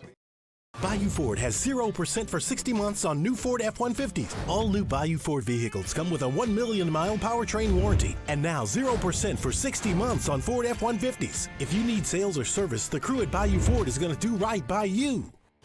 Gulf Coast Office Products is a nationally recognized Savin office equipment dealer based right here in Louisiana. Over 100 employees strong, Gulf Coast has the boots on the ground to support all vertical markets, from education, engineering, legal, and finance. With the latest in office technology, from desktop to production segment units, Gulf Coast and Savin have the perfect fit for you. Call 225-756-2644. That's 756-2644 for Gulf Coast Office Products. ServiceMaster Elite create clean, disinfected work environments. As a local business, we take pride in serving the New Orleans and Baton Rouge areas. Our cleaning protocols follow CDC and OSHA standards for healthcare settings, offices, senior living, restaurants, and industrial plants. Contact ServiceMaster Elite to get your operation ready for reopening with germ disinfection cleaning. ServiceMaster Elite, the trusted choice in professional cleaning since 1996. To the heroes who are working tirelessly to care for our communities, we thank you. We will never forget the countless hours you dedicated on the front lines, choosing to risk your own health to fight for our friends, neighbors, and family members. I mean, you guys are out on the front lines fighting it. We are grateful for your heroic acts and unwavering spirit. Together, we are overcoming this adversity and make our state healthier and more vibrant again. Ochsner Health. Join us for a Tuesday edition of Early Line as we take an early look at this weekend's action. Plus, Rafael Esparza of DocSports.com joins the show from Las Vegas. Join us from 2 to 3 p.m. right here on 104.5 ESPN Baton Rouge.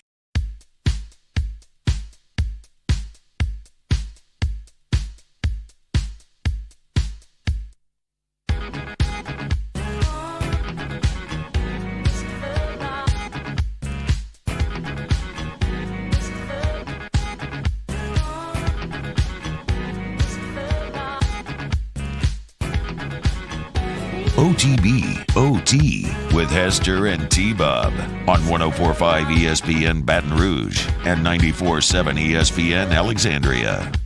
It's definitely not the chorus thing. I actually love Kirk Cousins singing. I love theater. I love musical theater. I love chorus. Like, I'm down for that, dude. I'm also down for jocks stepping outside of their traditional social roles and being allowed to go up there and sing in an a cappella choir. Guess it's just his smile. I don't know, man. I'm just a sucker for the hive mind, I guess. Maybe it's like how I feel about Ant-Man. He's so like average and just stop like before you say something you that can't it becomes like offensive. Can't take back. No, Ant-Man's a good movie. It's the most offensively good movie that's ever been made. Okay. Nothing special about it. I mean, we all have but those nothing, people like, though. bad about it. We all have those people though that have very punchable faces and we can't explain it. Yes, thank you. It's like there's something about your face. I just want to give you one of these. Oh God, who was it the other night? I added a new person to list. Oh, Keyshawn. I don't know. I can't. Keyshawn's face makes me He's got a punchable face? It's so irrationally angry. I put him right next to Kirk Cousins. I mean, just don't even look at me. Kirk Cousins and Keyshawn. Yeah. I never would put those two on your list. No, and that's to show you that I don't discriminate in who I want to punch in the face, okay? Because that's about as opposite personality-wise as you're going to find. They both made a lot of money. Sure. Look, real quick, reminding you to go to All Star Toyota if you need a new vehicle. new, used. If you're looking to do per day rental, it's way cheaper than traditional rental companies. I love being part of the All-Star family. You will too.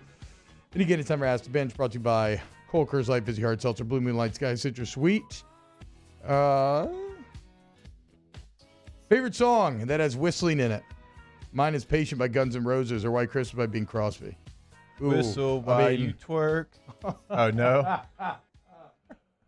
The Kill Bill song's good. Right? I mean, both the actual one from the movie and the rap remix. Yeah. But no, I think probably like Axl whistling in that Guns N' Roses song is kind of the most legendary. Yeah.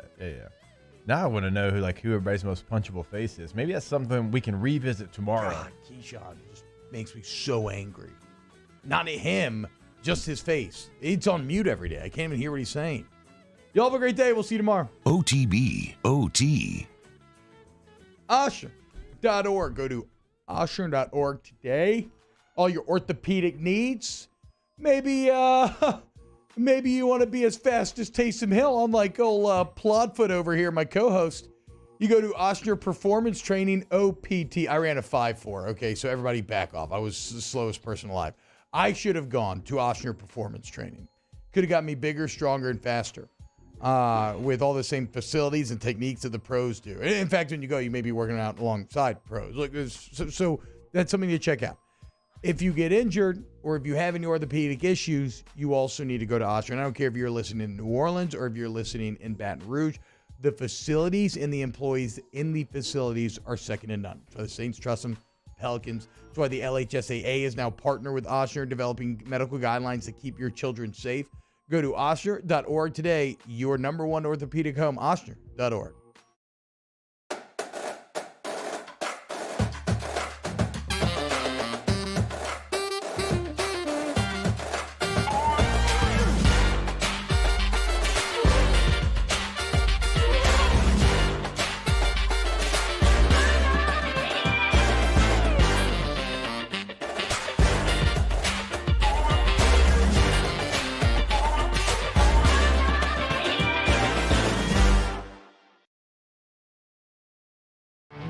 There it is, the extra mile, on the border of expected and extraordinary for those willing to go further, like vans customized for work or play, with safety and tech to keep you connected, supported by a 5-star sales, service, and finance team, and backed by the 1-star you know. So go the extra mile. It's never crowded, because so few have what it takes to go there. Mercedes-Benz Vans. It's no secret. The best oysters in Baton Rouge are at Jolie Pearl Oyster Bar. Enjoy mouth-watering South Louisiana flavor and oysters from all over the country. And don't forget our nightly drink specials.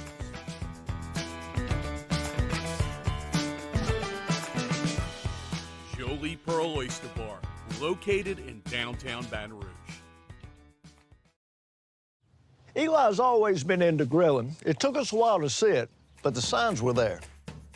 What are you doing, Eli? I knew grilling was my thing. I have been talking about it throughout my career. Happy with the results? I am. Got the new grill from barbecueguys.com. It performed great. My advice, as I always told my boys, do more of what you're born to do. Barbecue Guys, for those who were born to grill. You want cheese on your burger, Pops? I'll take a little cheese.